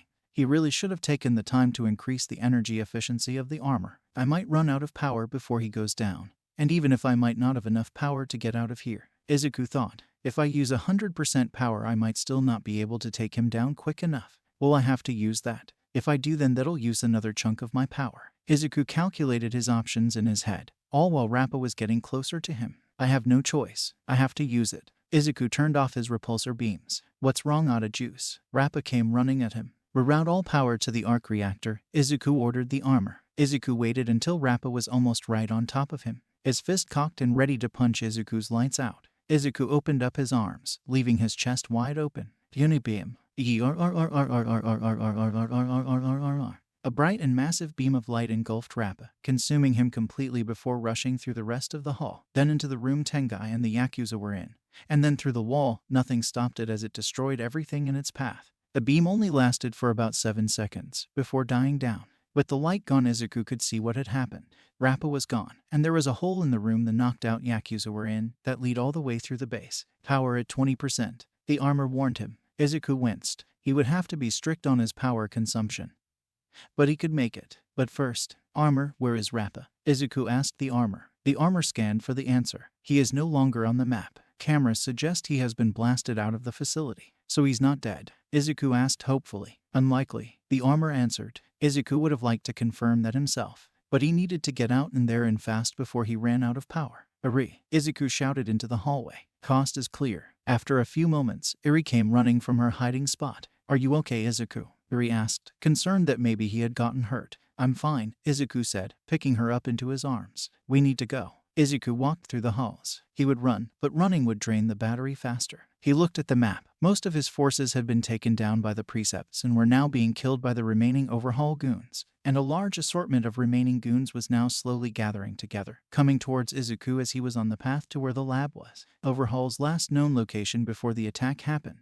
Looking at all the remaining Yakuza and their locations, I'll likely run into 20 thugs before I can get to the exit, Izuku thought. And Stain is currently dealing with the remaining thugs. I don't have enough power to use my weapons on all of them. I'll have to take them down hand to hand. Disable all weapon systems and go into power conservation mode, Izuku ordered. Weapons systems offline, the computer said. Izuku looked at the weapons the Yakuza were holding through the camera. Guns and swords won't do anything, so they won't be a problem. 3 rocket launches? Those will hurt. I'll need to do something about those. He was getting closer to the goons and he had a plan in mind.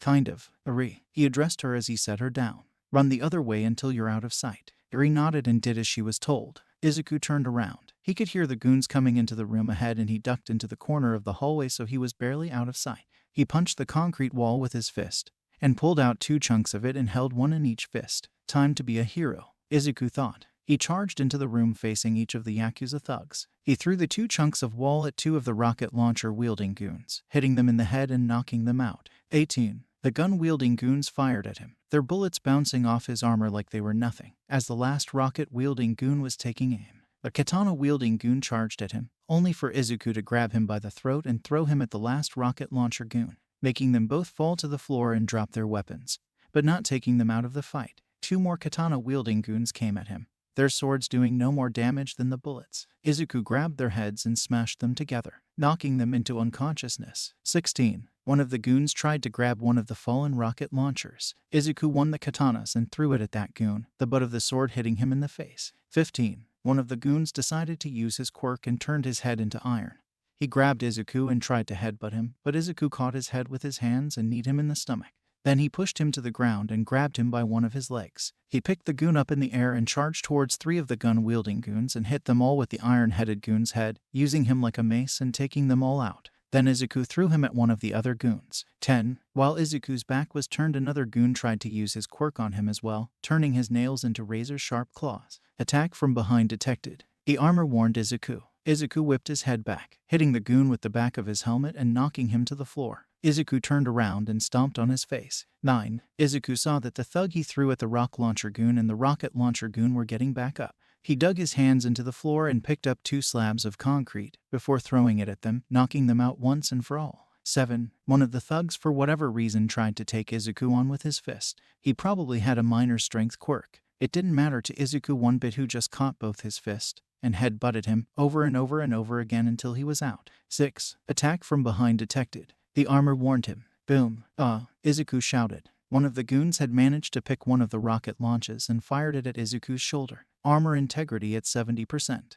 the computer said. Izuku's shoulder was somewhat burnt and parts of it were slightly broken. He was sweating inside the armor. The armor had taken most of the force and heat, but he could still feel it a little. Izuku saw one of the goons heading for the other rocket launches and he lunged at him, tackling him onto the floor. He pushed the goon down underneath him and punched him in the face, his head hitting the floor with enough force to crack it, rendering him unconscious. 5. Attack from behind detected. The armor warned. Izuku looked behind him and saw another goon had picked up the rocket launcher and aimed it at him. He rolled off away just as the goon fired, causing him to miss and the rocket to hit the wall. Izuku grabbed one of the guns that a goon dropped and fired it at the goon's legs. The goon fell to the ground, his knees bleeding. 4. Izuku picked up another gun and started opening fire on the Yakuza, who ran and dived away from the gunfire in their attempts to avoid it, but 2 of them got hit, leaving them bleeding and lying on the floor. 2. The 2 Yakuza goons looked at Izuku with terror in their eyes. Then, one of the goons took out a knife and slit the other one's throat, surprising Izuku.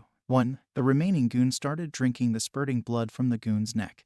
His eyes turned red, his muscles started bulging out of his clothes, and his hair turned white. Izuku looked at the now powered up and much more intimidating goon, and readied himself to fight. 14% power. 1 goon left. The goon charged at Izuku, cocking his fist back to attack Izuku. He caught both of his fists, locking them into a contest of strength. Izuku pushed his arms back, his armor giving his greater power. However, the goon weighed more than Izuku, and so he slammed Izuku up into the low ceiling. Izuku crashed onto the ground and the goon stomped on his head, over and over and over, until Izuku grabbed his ankle and gripped it with all his strength and the goon's bones gave off a cracking sound. The goon took his foot away from Izuku. Izuku got up and charged at the goon, pinning him into a wall. Then he punched him in the face with everything he had, beating him over and over. The goon tried to punch Izuku off of him, but Izuku blocked the attack with his left arm before socking him with his right. He kneed him in the stomach, broke one of his ribs, broke his nose, and broke his jaw. Then he kicked the goon's leg out from under him, causing the goon to fall on his knee, brought both his fists together and raised them over the goon's head. Crack, and brought it down on the goon's head, knocking him out and sending him onto the floor. Done.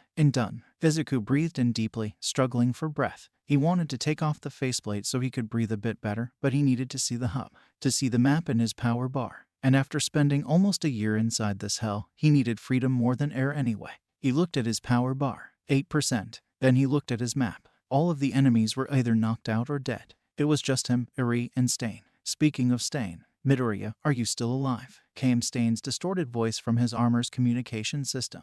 I'm alive. They're gone. All the enemies have been neutralized. Izuku reported. It's just you, me, and the girl. Can you get out of here all right, sir? Stain asked. I'm fine. My armor is at 80% power and all my weapons are fully operational. Izuku lied. He didn't know if Stain was going to betray them, so he couldn't let him know how valuable he was. Well, then it looks like my job is done. And with that, Stain cut communications. And seconds later he vanished off the map. Izuku wanted to ask him why he helped him, but using his comms had taken him down to 7%. Armor, turn off all combat-related abilities. He needed to conserve power. Eri, come on, we need to go. After a minute, Eri arrived, standing in front of him. Eri, I'm running out of power, so I need you to walk, okay? Izuku told her. Eri nodded while giving him a concerned look. The two walked through the base, Izuku turning off functions throughout to conserve power. Turn off all HUD options besides the map and the power bar. Done. Reduce the size of the map to only our escape route. Done. Turn off speakers. Eventually, the two reached a fake wall that led to the above-ground building. Izuku punched through it, now having 5% power left. Turn off the map, Izuku said, the map disappearing from his HUD. The two walked through the building until they finally reached the exit.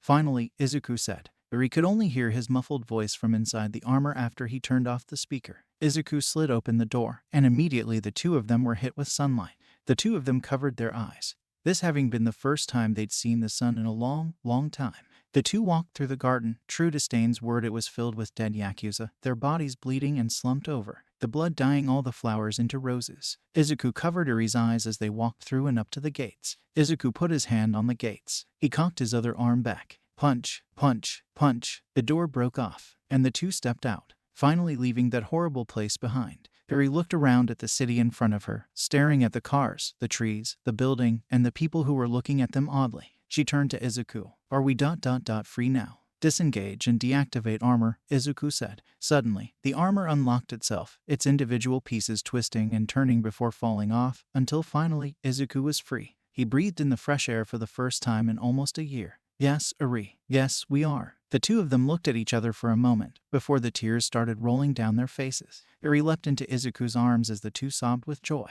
It had been so long. So long. But finally, the nightmare was over. After a few minutes of just them crying, a black limo pulled up in front of them. A door swung open, and out came his wife Ochako Midoriya.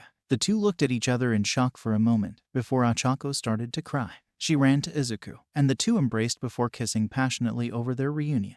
The kiss lasted for a good long while until the two finally separated. "It's you," Ochako cried. "It's really you." "It's me." Izuku smiled like an idiot. The amount of happiness and relief he felt was indescribable. "How did you find me? How did you know I was here?" "We received a tip that you might be here." Chizome got out of the limo. "At first we thought it was some kind of prank, but since we were in the area we decided to drive over here. We thought you were dead." Ochako broke down, sobbing in his arms. "Where have you been? What happened to you?" "So much," was all Izuku could say. "So much has happened, I don't even know where to start. But I do know something. I want 3 things." "And what would that be, sir?" Chizome asked. "I want to adopt this girl." Izuku gestured to Iri, who was looking at Ochako from behind his leg. "Her name is Iri." Ochako's eyes went wide. "Adopt, I'm." She looked into Izuku's eyes, his pleading, desperate, hopeful eyes. "We can talk about it some more later," Ochako said. Izuku smiled. That was basically a yes. "Next, once the police and the government and the heroes are all done here, I want to buy this land."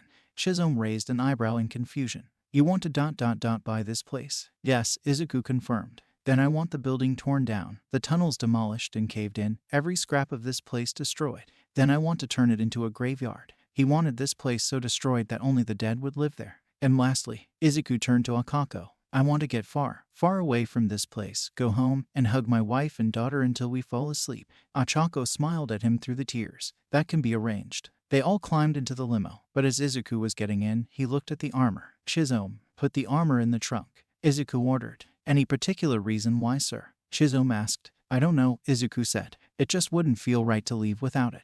Chizome looked at Izuku for a moment, before turning around to do as he was told, hiding his grin all the while. "You've changed, boss, and I think I'm going to like the result." After the armor was put into the car, Chizome got in, and they all rode away, leaving the Yakuza behind and never turning back. The aftermath of Izuku's breakout was more straightforward than one might have thought, mainly because Ochako gave anyone who tried to give him a hard time absolute hell. Of course, there was, a court case wherein it was discussed whether Izuku was responsible for all the deaths that were caused during the Yakuza civil war. However, due to lack of physical evidence, Izuku was acquitted.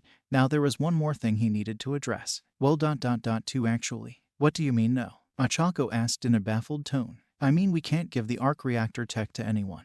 And we can't start mass producing them," Izuku explained. "We have to keep this technology to ourselves, at least for the time being." The two of them were in their house. Well, calling it a house would be doing it a disservice. Their home was a 5-story manor, built out in the forested part of the city. This was a compromise, as Izuku wanted a smaller house away from people, and Ochako wanted a big house in the middle of the city to display dominance. Ochako had 2 sides to her when it came to money. There was the shrewd businesswoman side that haggled in every transaction, and would always make sure the company would never lose too much money or overspend.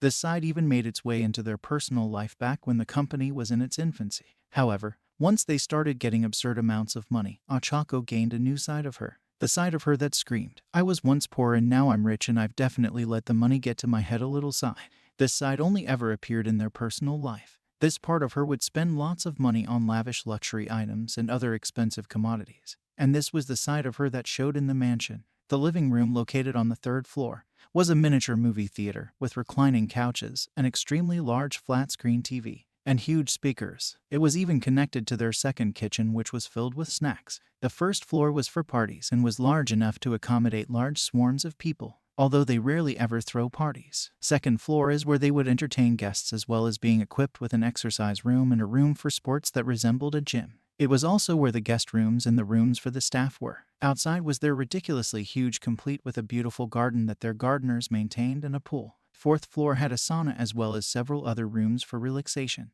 And the 5th floor had their master bedroom, their master bathroom, their office, another kitchen in case they got hungry late in the night, and their special room. A room guest and Iri were not allowed in under any circumstance, and the room Ochako and Izuku would spend a lot of time in whenever one of them had a bad day. When the mood was right, or whenever Izuku talked to Mei by himself for any time over an hour. Their bedroom was lavish, having the best TV and furniture money could buy, and a bed so soft it was like sleeping on a cloud. The walls were covered in expensive paintings and other pieces of art, all of it only there so Ochako could revel in their money. Currently, the two of them were in the master bedroom, discussing whether or not they should sell the arc reactor technology. But why not? Izuku, this is the world's most powerful source of clean energy. With this, we could become the most powerful people in the world. All the world's governments would be begging us for favors, Ochako nearly shouted, still keeping her voice low enough so Eri, who was currently brushing her teeth, couldn't hear them. And what happens if that power lands in someone else's hands? Izuku pulled out his computer. Take a look at this. Izuku showed her the computer screen which had on it 2 charts. Ochako looked at her, her eyes growing wide.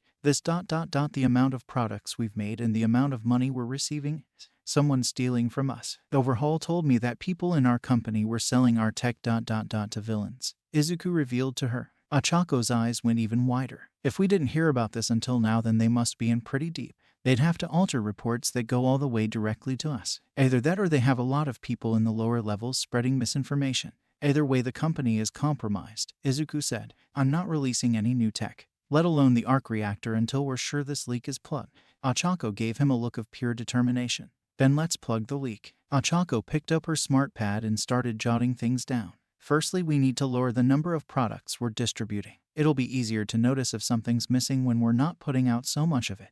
Also, we need to get some more supervisors to look over our already existing distribution, people with completely clean backgrounds. We also need to put better tracking on our stuff. I'll redesign the tech to include some more tracking equipment, Izuku added. We also need to do something about the tech that's already out there. Maybe I can design something to shut down our tech. And what if that gets stolen? Ochako gave him a serious look. If that gets into the villain's hands, that could cause some serious damage to the company. Izuku thought about it for a moment. Then it will have exclusive distribution. I'll make the devices personally and we'll give it to the heroes we know. That sounds better. Ochako approved. We also need to up the security, Izuku said. As the two spat out ideas, Eri came out of the bathroom. Daddy, Mommy, what are you doing? Eri eyed the smart pad curiously. Once Eri understood what adoption was, it didn't take her long to start calling them that. She was rather starved for affection, but fortunately, Ochako and Izuku had plenty of it to give. Oh, we're just talking about some boring business stuff. Ochako lifted Eri onto her lap. How was your day with Chisholm, sweetheart? While the two of them dealt with court, Chisholm was assigned to guard Eri. Oh, okay. Eri seemed upset. I missed you. Oh, we missed you too, Eri. Izuku came in and hugged both of them. Don't worry, we'll have plenty of time to spend with you from here on. That's right, Daddy and Mommy are going to make sure you have lots of fun with you. Ochako smiled brightly at her. But for now, it's time for good little girls to go to bed. Okay, Eri said. With that, it was basically decided that all of them would go to bed. Eri didn't get her own room, rather she shared one with them for the time being. She needed almost constant attention from either one of them, and she couldn't really sleep without one of them either. The three of them laid down, Izuku on the left and Ochako on the right, with Eri in between them, holding on to Izuku. Mommy, Daddy, I love you. Eri snuggled up into Izuku's side. Izuku and Ochako could feel their hearts melt. We love you too, Eri, Izuku whispered. With all our hearts. Ochako put her arm over her. A few minutes later, she was asleep. Is it wrong ... that I feel like it was worth it? Izuku asked his wife. All the pain, all that time apart, all those lives that were taken. Is it bad that I feel like it was all worth it just to get her? She's definitely one of the few upsides that came out of this. Ochako played with Eri's hair lovingly. You know, if we're stopping the creation of all new products, then we'll have to fire Mei. Izuku gave her a deadpan stare. Seriously? Are you seriously doing this? What? She's never gonna stop creating no matter how much we tell her to, so our only solution is to fire her. Ochako said it was the most obvious thing in the world. Ochako, we both know Mei is fine with just making things, even if we don't sell them. Izuku rolled his eyes. I am so surprised you didn't fire her while I was gone. Why can't you two just get along? Because she blows up all our expensive equipment, makes it nearly impossible for anyone to work with her because of over-the-top personality. And the fact that she refuses to take a bath, and the fact that we have to pay her bills for her, otherwise she'll forget and end up living in the lab. But she basically does anyway. Ochako ranted while still whispering. Izuku shook his head. Ochako, I have never found anyone who makes me feel a quarter as happy as I do when I'm with you, except for Eri. The best day of my life is the day I proposed to you and you said yes. And now we have a daughter. You don't need to worry about someone taking me away. Ochako blushed intensely. Geez, why can't you be this confident all the time? Because unfortunately, you're not with me all the time, Izuku told her. You know I wish I could be, Ochako said in a serious tone. I always worry about you. We already agreed that Eri's gonna see a therapist, so maybe it's time you saw one too. Izuku looked away, a frown stretching across his face. I can't. Eri needs a strong father, someone she can look up to. Unfortunately, all she has is me. And that's more than enough, Ochako argued. You're not weak for seeking help, that just makes you human. Izuku didn't respond. You know, Chisholm tells me what you're like when I'm not here. How miserable and despondent you are. How you stay cooped up in the house even when I deliberately tell you not to.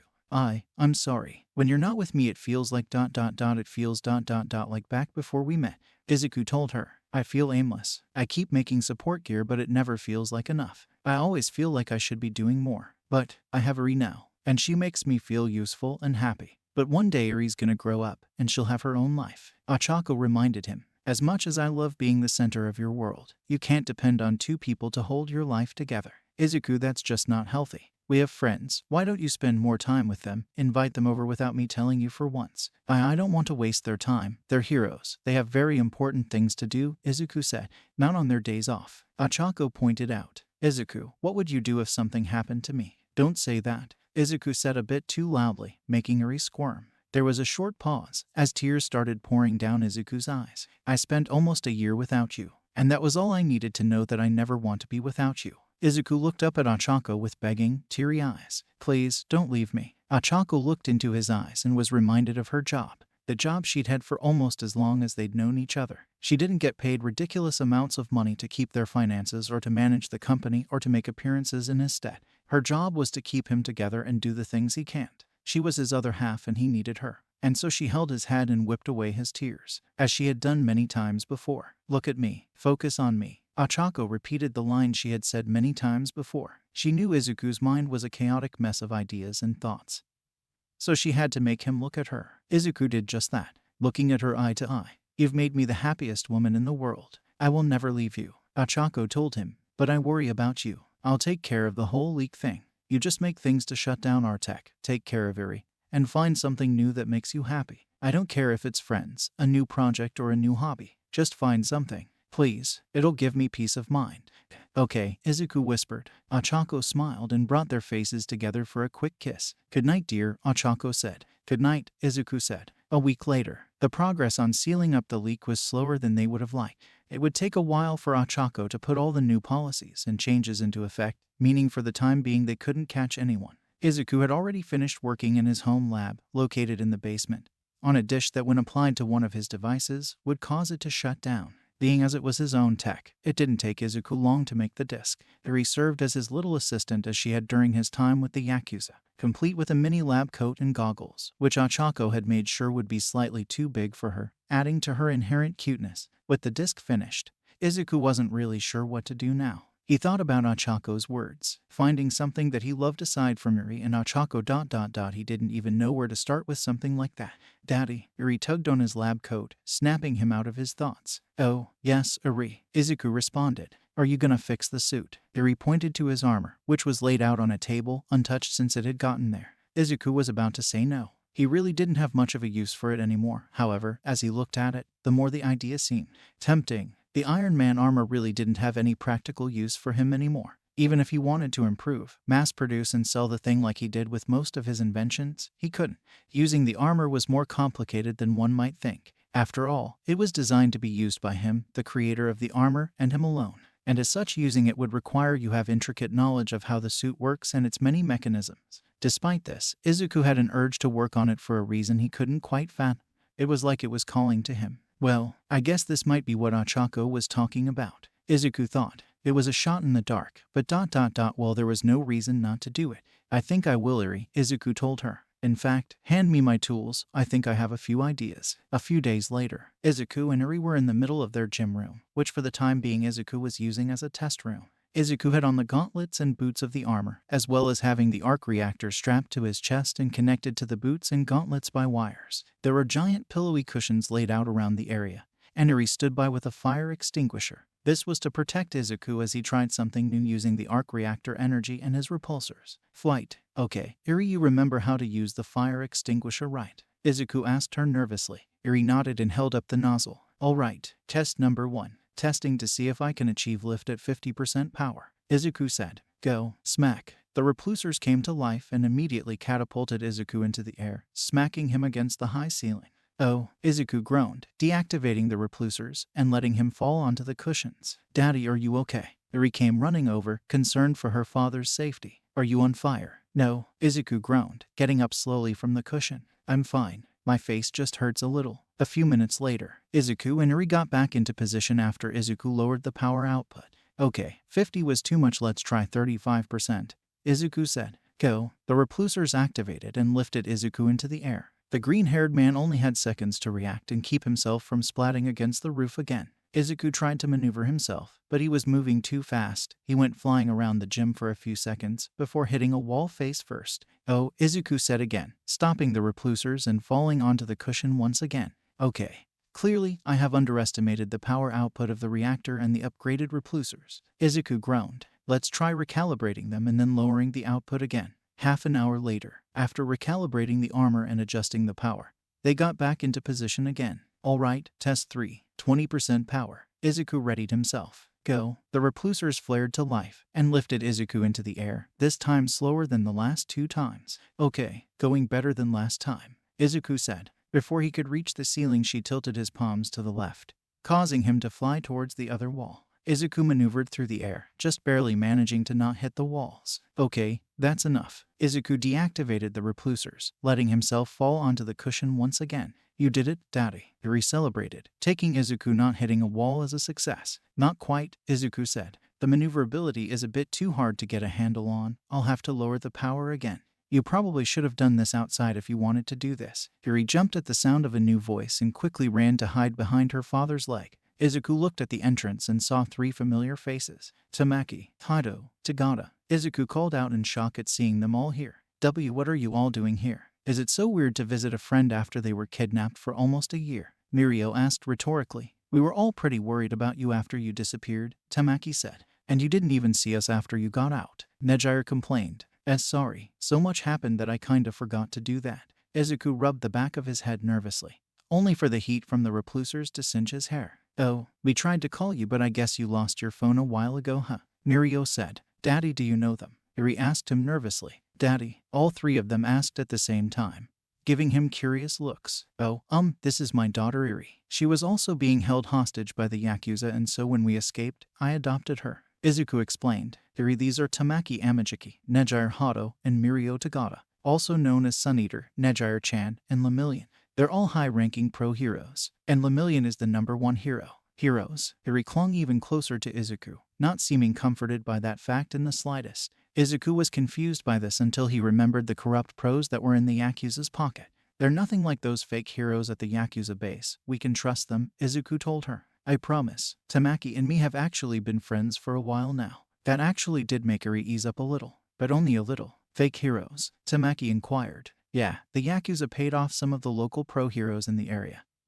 He even used one of them to try and discourage me, Izuku told them. I tried to get them arrested after I got out, but apparently Stain got to them before I could. You think that's a coincidence? Mirio asked in a serious tone. Definitely not. He was there at Yakuza base when he escaped, Izuku explained. He helped us escape. Really? Nejiru asked in shock. Did he have something against the Yakuza? Maybe they killed someone he thought was a real hero. Or maybe, well, Stain was never a fan of criminals, so if anything he's probably wanted to get rid of the Yakuza for a while now and used the little civil war they had as an opportunity to do it. Mirio theorized. Most likely. Izuku agreed. I hate that I had to work with that psychopath. Mirio put a hand on his shoulder. I wasn't there, but I trust you wouldn't have done it if you didn't have to. You stopped the Yakuza and saved this adorable unicorn. Yeah, I'll tell you more about everything later. But did you guys need anything? Izuku asked. Nope. Mirio gave his usual ultra-bright smile. Just came to see you. It's been a long time. I'm glad you're all right. Tamaki smiled slightly. Yeah, you should give us your new phone number, Nejiru said. Oh, of course. Izuku looked down at Uri. Uri, could you get me my phone? Uri looked at Izuku, and then at the trio, and then at the desk with the phone on it. She quickly ran over to the desk as fast as her little legs would let her, and grabbed the phone, then just as quickly ran back to him and handed him the phone before hiding back behind his leg. There we go, thank you, Uri. Izuku smiled at her. Now, Izuku realized there was an issue. You can't use a touchscreen with Ironman gauntlets. Izuku blushed with embarrassment at only just realizing this now. Need some help? Mirio chuckled slightly. I'll do it. Nejiru swooped in and took his phone. Oh, the password is Izuku got cut off. Chako's birthday, I know. Nejiru said, typing in the password. Midoriya, buddy, you and Chako are adorable. And with little Iri, I'm sure you 3 will give everyone diabetes, but you have got to get a new password. Mirio advised. Well, a password should always be something important to you. Tamaki defended him. Yeah, but maybe not. The first thing someone would try if they got his phone. Mirio retorted. Done. Nejiru handed the phone back to Izuku. I also put Sue's and Shima's number in there. Thanks, I'll make sure to call them soon, Izuku said, handing the phone to Eri. You better, Mirio said in a playful tone. Oh, and Tagata. Izuku leaned in and whispered into the hero's ear. Have you had any problems with you-know-what? At normal 100%. No, but the gear you gave me for past 100% is worse for wear. Since you were gone for so long, no one was here to give it regular maintenance, Mirio explained. Sorry, Izuku apologized. It's not your fault, Mirio said. Tamaki looked at his watch and frowned. Mirio, we need to go. Our breaks are up. Oh, you're right, Mirio said. Well, I'll stop by and leave the gear at a later time. Okay, I should have it repaired the next day, Izuku told him. Mirio nodded, and then took off, flying up into the air before passing through the ceiling. Tamaki grew wings and flew out the window, with Nejire following suit while waving goodbye. Why don't they use the door? Eri asked. Because no one who can fly or phase through walls ever uses a door, Izuku told her. A few minutes later, Izuku and Eri once again had gotten in position. Okay, 16% should do it. Izuku took a deep breath. Go. The repulsors flared to life and lifted Izuku into the air. Izuku got a grip of his weight and feeling of moving through the air before he started moving through the air. Eri watched in amazement as Izuku flew through the air with relative ease. I'm flying. I'm really flying. A smile made its way onto Izuku's face. He had done it. He could fly. He flew around for a few more minutes, doing some tricks and spins the best he could to test his control before after a while, making a rough landing back to where he started. It had worked. Izuku stuttered in amazement. It actually worked. The proto-flight thrusters are a success. Does that mean we're done? Eri asked, her stomach growling. I'm hungry. Of course we can just get me the screwdriver so I can get these off first, Izuku said. A week and a half later. All right. Izuku finished tinkering with the helmet, which was on Eri's head. Now turn it on and read me the results. Eri nodded inside the helmet. HUD. On. The HUD lit up and Eri was bombarded with holograms and screens displaying all sorts of information. It's a lot, Eri said, trying to look at everything at once. Just read off one thing at a time, Izuku told her, and make sure to look at me. Oh, okay. Eri looked directly at Izuku as the HUD displayed all sorts of info. Name, Izuku Midoriya. Notable physical mutations, none. Energy output, none. Status, civilian. No technology or weapons located. Eri continued to read off statistics, all the while Izuku looked at her proudly, his pride coming from both his work on the HUD and Eri's reading ability. Public education was a non-option for Eri, seeing as she was horribly afraid of going outside, leaving Izuku and Ochako, and meeting new people. With that in mind, Izuku had taken to personally teaching her things himself. Eri, while admittedly not knowing much at first due to living most of her life in captivity, was an avid learner and absorbed information like a sponge. Their lesions typically lasted for about 3 to 4 hours, although if the two of them were super absorbed in their sessions they might go on the entire day. And helmet integrity 100%. Eri finished. Did I say it right? Perfectly, Izuku responded. Well, it was kind of a lie. She did say a few of the bigger words incorrectly, but she didn't need to worry about that right now. Izuku had made several modifications to the armor by now, fine-tuning the replacers for greater control while flying, increasing the general power and durability of the armor, greatly improving the power consumption rate. He had even made improvements to the arc reactor. Now that he had better materials and was under better circumstances, he was able to craft a new and improved version. This one was more powerful and generally ran better than the last one. Izuku took the helmet off her head. It was a good thing the helmet was too big for her, otherwise her horn would have made it an issue. I think you deserve some candy apples. Izuku smiled when he saw Eri's eyes widen and her mouth water. I'll go get the apple, you can watch some TV. While I'm gone, Izuku picked up the remote and turned on the lab TV. It's a disaster at the Hoth shopping district. A villain is rampaging through the streets and the heroes are having difficulties stopping him, shouted a newswoman. Izuku's attention shifted to the screen as he observed the fight going on. Most of the district was frozen over by a villain Izuku recognized, Blizzard. He was a low-threat villain that had managed to escape custody a while ago. He was currently fighting Ingenium, with Froppy trying to avoid going to sleep, and Ground Zero had already been frozen. Blizzard's quirk isn't powerful enough to do something like this. Kaken should have taken him out immediately even if it was a surprise attack. This doesn't make any sense. Izuku looked closer at the screen to see if there was something he was missing, and what he saw made his blood boil. It was his gauntlets. His EFE gauntlets. They were being used to enhance and focus his icy blast to significantly increase their power. He knew villains were using his tech to hurt people. He had been told that, and Ochako had even already caught a very small amount of the perpetrators. But seeing the villain fight heroes with his gear, seeing him hurt people with his gear, the gear he had spent weeks perfecting, the gear that Ochako had spent days marketing, Izuku clenched his fist and grit his teeth as he glared angrily at the screen. Damn it, at this rate, Ingenium is going to lose. Or more people are gonna get hurt. Izuku slammed his fist into the desk before he looked at the disc. Ochako should have given Tsu some of the discs, but she's way too out of it because of the cold, Izuku realized, and I don't know when or if any of the others are gonna get there. He felt powerless again. Back then the feeling of powerlessness would send Izuku into a depression,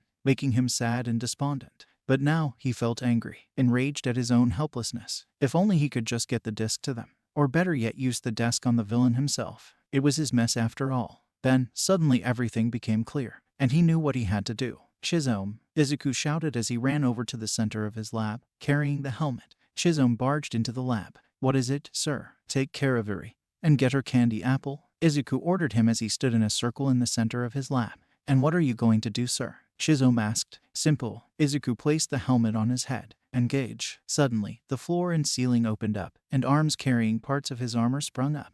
The arms attached the armor to his body. The armor pieces locked together, sealing him inside it, until Izuku was inside the Iron Man armor, Mark LL. It was painted mainly green with black and white highlights here and there. The arc reactor flared to life, and the armor powered up. I'm going to clean up my mess, Izuku told him. Meanwhile, in the Hoth district, Ida was running out of steam. He had been fighting the villain for much longer than he would have liked, but he wasn't able to get close. And what's worse is that now he had to carry and protect Isui from the blast of cold, all while making sure to watch his steps so he didn't slip on the ice. You can't dodge forever, hero, Blizzard shouted at him, shooting 2 blasts, one in front of Ada and one where he currently was. Ada took a hard left and started running up the iced wall, using the immense speed and power of his legs to do so. I need to get Tsu to safety. Ada aimed to run to the top of the building to place Tsu away from the fight. However, Blizzard wasn't keen on letting this happen, and he shot a blast right at where Ida was running. The blast hit just above Ida's position, causing massive chunks of ice to appear and toss Ida and Isui off the building. Tsu, the currently hibernating frog girl, was flung from his arms, as the two of them plummeted to their certain demise divided by. Ida closed his eyes and readied himself for death. I'm sorry, Tensei. I was not worthy of the mantle Ingenium. The two got closer and closer to the ground, until Izuku swooped in and grabbed the two of them, rocketing them back into the sky. Phew, just in time. Izuku breathed a sigh of relief. Who are you? Ada had never seen this hero before, so either this was a new hero or a vigilante. Not important, shouted Izuku's voice through the suit's speaker. He flew to the top of the building and tossed Ada and Tsu on the roof. You stay here and guard her, Izuku told him. I'm going to take him down. Without another word, Izuku turned around and rocketed right at Blizzard. Blizzard panicked. Seeing the new enemy's high speed, he fired off 2 ice blasts right at him. 50% power, repulsor beam, Izuku shouted, as he put his hands out in front of him and fired 2 steady beams. The beams smashed through the ice blast, destroying them before hitting Blizzard directly, knocking him through one of the buildings he'd iced over. Izuku stopped the beams and landed on the icy street, before walking towards Blizzard. Oh, the villain was stunned from the attack, leaving him open. Izuku walked towards him and threw out 2 of his tech-disabling discs right at the gauntlet. The disc latched onto the gauntlets, causing them to crackle with electricity, malfunctioning before shutting down. What? Blizzard panicked as he saw his stolen tech was no longer operational. Not so tough without your stolen technology, are you? Izuku dashed towards the villain with alarming speed and grabbed him by his blue and white costume. The villain raised his arm to try and freeze Izuku, but Izuku caught his arm and squeezed it. Blizzard shouted. He felt his bones crack. Izuku threw the villain out of the building and back onto the street for the public to see. Gah! The wind was knocked out of the villain as his back landed on the cold hard ice. Izuku hovered over to Blizzard, who was attempting to pick himself back up, and placed his foot on his back, forcing him to the ground. This is mine, Izuku growled as he ripped the EFE gauntlet off the man's left arm, before crushing it with his other foot. And this is mine. Izuku ripped the other gauntlet off him, and crushed it in his hand, turning it into scrap metal before tossing it into the ground. You're going away for a long, long time, Izuku told him, before aiming his repulsor at his head and firing, knocking him out. The fight was over. Ada looked down with wide eyes, while the civilians who had stayed and the new people started to cheer. He did it. He took him down in no time. Who is this guy? Izuku ignored them and looked at the frozen ground zero. Repulsor beam, 10%. Izuku pointed his palm at the ice he was encased in and fired off a beam of energy. The beam didn't break the ice immediately. Rather, it started melting it, making cracks appear more and more in the ice until, crack, the ice broke apart. Bakugo fell to the floor, unconscious from being in the ice. Okay. Now I only have one more thing to do. Izuku turned around and walked towards the horde of news people that were starting to gather. Izuku stood in front of the cameras as reports shouted questions at him. Then he spoke. "Disengage helmet," he said. Several parts shifted and unlocked until finally the helmet was loose enough for Izuku to take off. Everyone gasped, instantly recognizing the face of one of the richest people in the world.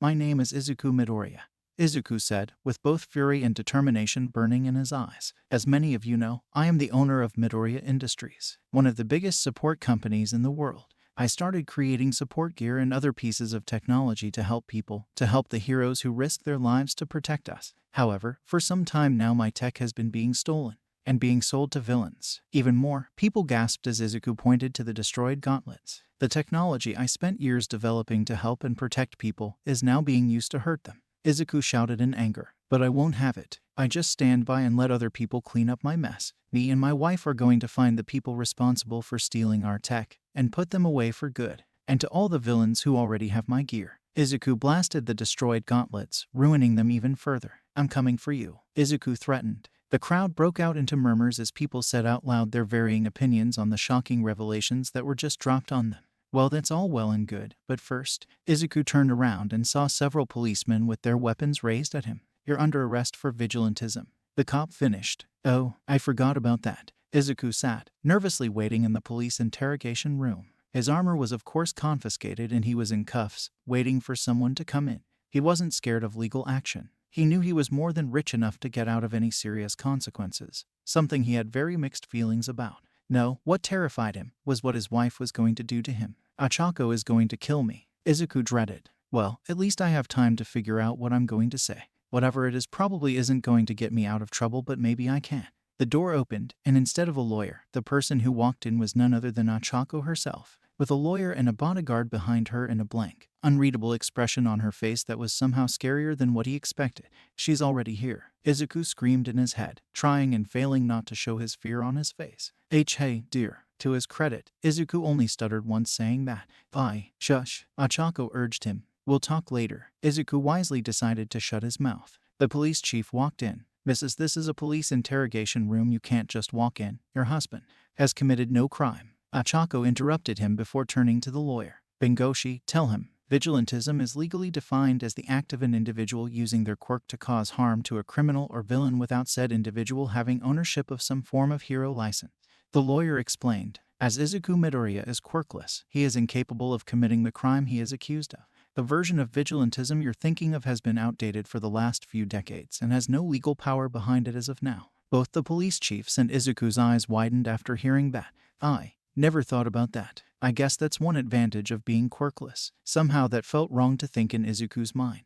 So he can just run around committing vigilantism because of some legal loophole. That can't be right, the chief said, going through all the legal knowledge in his head to try and find a rebuttal. "As I said, he's incapable of committing vigilantism. Unless All for One or Tamura Shigaraki were to come back to life and give him a quirk, he can't be charged with vigilantism. Period." Bengoshi pushed up his glasses. "He can go around stopping villains and criminals in an armored suit, but that's all completely legal. But trust me, I have a strong feeling that's going to stop after today," Ochako added in a tone that made Izuku turn pale. The police chief looked at Izuku, and then at Ochako and the lawyer. After a few moments of thinking, he sighed. "Well, I suppose I'll go start the process for his release." "Oh no, we're taking him now," Ochako said. There is a process that we have to the poor Dogman didn't get to finish before Ochako cut him off. "I don't think you understand the situation you're in," she said in a very serious tone. "Are you aware of how bad quirk discrimination looks to the public?" "Quirk discrimination?" The police chief growled, seeing exactly where this was going.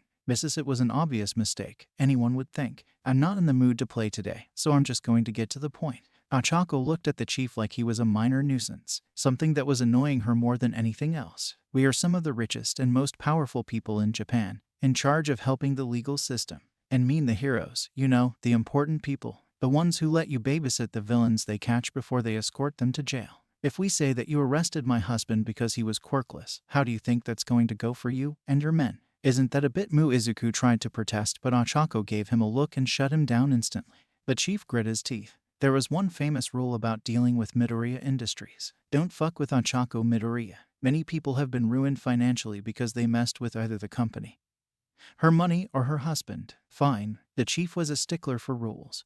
But he also didn't want his men to lose their jobs for something like this. "I'll get the paperwork and act like he got released after the fact and not before." Ochako gave him a polite, but entirely empty smile. Thank you. I'm normally much kinder than this, but I'm in a terrible mood today. With that, Ochako walked into the interrogation room. Rather than asking him to get up, Ochako simply tapped his head, making him float up before grabbing him and dragging him by his shirt. I'm so screwed. Izuku gulped. The police chief was about to tell her not to use her quirk here, but his men were giving him a look telling him he shouldn't even bother. The chief sighed. He hated rich people. Ochako, the lawyer, and the bodyguard walked out of the station without any issue. Fortunately, the press hadn't arrived yet as no one had managed to leak that Izuku was being released right now. Thank you for your work, Bengoshi. You are dismissed, Ochako told the lawyer, who bowed as he split off from the group. Ochako walked up to the limo that was waiting for them, opened the door, and lightly pushed Izuku inside. Once she got inside herself, she gently let Izuku down on the seat before releasing her quirk and returning Izuku's gravity to him. The bodyguard jumped in the driver's seat. I'm assuming you want some privacy for your talk, boss. No, we'll be having that talk at home, Ochako said. A car ride full of tension and silence. Of boy, how fun. Later at Midoriya's manor, Izuku was almost shaking as he sat on his bed. Ochako had been strangely, eerily calm this entire time, and once they got home she didn't start yelling at him or scolding him, she just told him to take a shower, and after he got out, she took one as well. Somehow her lack of reaction to this situation was more alarming than her being angry about it. Speaking of which, Ochako walked out of the shower wearing only her towel, with a sweet, at ease smile that would be welcome in any other situation but this one. I feel so much better now. Ochako walked over to their tea machine and started making tea. More unnerving silence filled the room, and Izuku waited for her to start scolding him at any moment. He was being tended to by their second most capable bodyguard, Minai Teki, and was far enough that she wouldn't hear any yelling, meaning Ochako could be as loud as she wanted. After a few minutes of nothing, Ochako finished making the tea and carried the 2 cups of tea over to the bed, using her quirk to make it easier on herself. You look like you need this, Ochako said, giving him the gentle smile he loved so much while pushing the floating tea to him. Tea, thanks. Izuku gave a shaky, nervous smile in return. It was a relaxing environment, drinking calming tea with his wife on the edge of the bed. The only sound coming from the gentle wind outside rustling the trees, and the only light coming from the moon and the stars outside their window. On any other night, it would have made Izuku feel at ease, but tonight it made him feel confused and paranoid, although the tea did help take the edge off the latter feeling. He'd seen his wife use various physiological tactics on their competitors and other enemies, but for the life of him he couldn't figure out her angle here. He could only sit and wait for her to finally talk. Fortunately, that didn't take much longer to happen. I'm not angry, Ochako said, finally addressing the elephant in the room. What? This only confused Izuku even more. You're not. Okay, that's a lie, I'm furious, Ochako answered in a very upset tone, making Izuku flinch. But not at you. I'm mad at myself. At yourself. Izuku was so lost. Yes, at myself. Because I should have seen this coming, Ochako said, seemingly scolding herself. You just got back after being held captive for almost a year, and you had to break yourself out. Of course, you would do something this crazy. I should have gotten you to a therapist the minute you came back.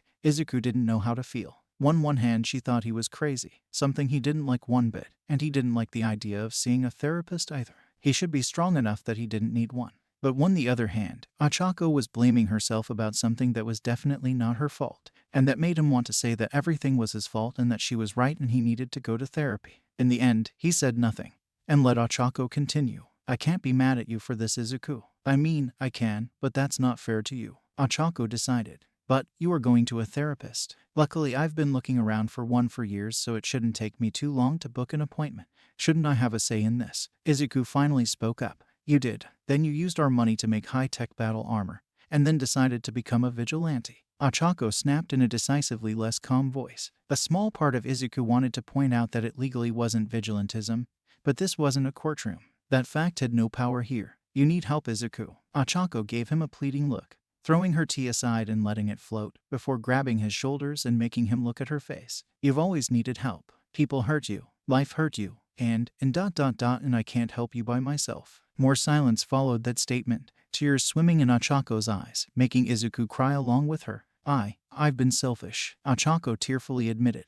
I knew that you should have gotten help, but you wouldn't let anyone but me in. And I liked being the center of your world. I thought I could help you by myself, but I'm not a psychologist. Izuku looked on in sadness as Ochako cried. He hated it. He knew that she had been wanting him to see a therapist for a while, like, almost as long as they've known each other. But she rarely pushed the matter. But if this is how much it's been bothering her, I keep telling you you're not weak. You're not weak for needing help. You're not weak for being quirkless. You're not weak for not being a pro hero. Ochako shouted. When are you gonna get it through your stupid, genius brain? Ochako. Izuku kept thinking over her words. Now more than ever, the two of them were silent for a while. Ochako eventually managed to calm herself and dry her tears. Okay, Izuku said. I'll do it. I didn't know I was causing you so much pain. I'm sorry. You're darn right, you're sorry. Ochako sniffed. I love you, you idiot. Do you know how much it hurts to know you're not okay? It hurts Tamaki too. And Mirio. They just don't know how to ask you about it. Well, I can't keep hurting you.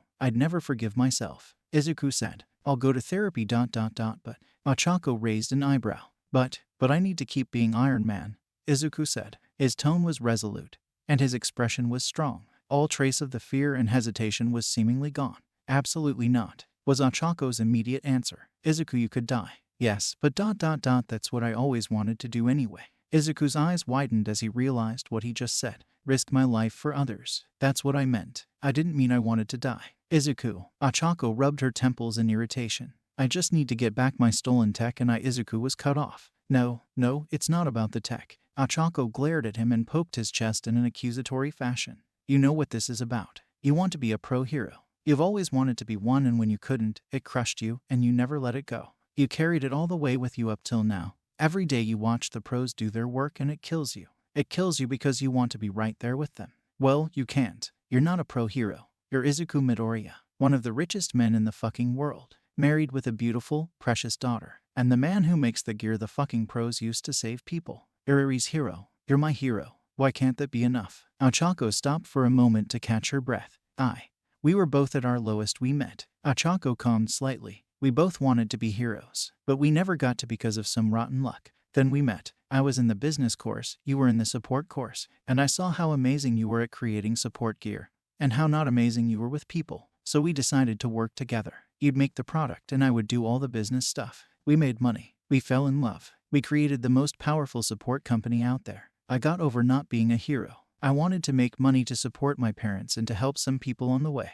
Thanks to you, I got to do both those things. Why can't you just move on? Izuku paused for a few moments. He got up and looked out the window. Maybe, Izuku said. Maybe I could move on. You're right about a lot of what you said, but you're wrong about one thing. It is the tech. Maybe I could move on. Maybe if I just went to therapy like you've been telling me, I could get over my problems and live this wonderful life that I know I have without any regrets. But they're using my gear. The things I made to help people, to save people. They're using it to hurt people, to steal from people, to kill people. And I can't just sit back and let that happen. It's not enough to just make those discs and try to weed out the people stealing them. I have to stop them myself. Izuku turned his head and looked Ochako in the eyes. It's not something I want to do. It's something I need to do. And what about us? Ochako asked, standing up and walking over to him. If the worst happens, how do I tell Eri that her daddy is dead again? Izuku didn't answer for a moment, but he also didn't look away. I don't know, but I can't stop myself. I wish I could promise you that I wouldn't do this, but I know that would just be a lie.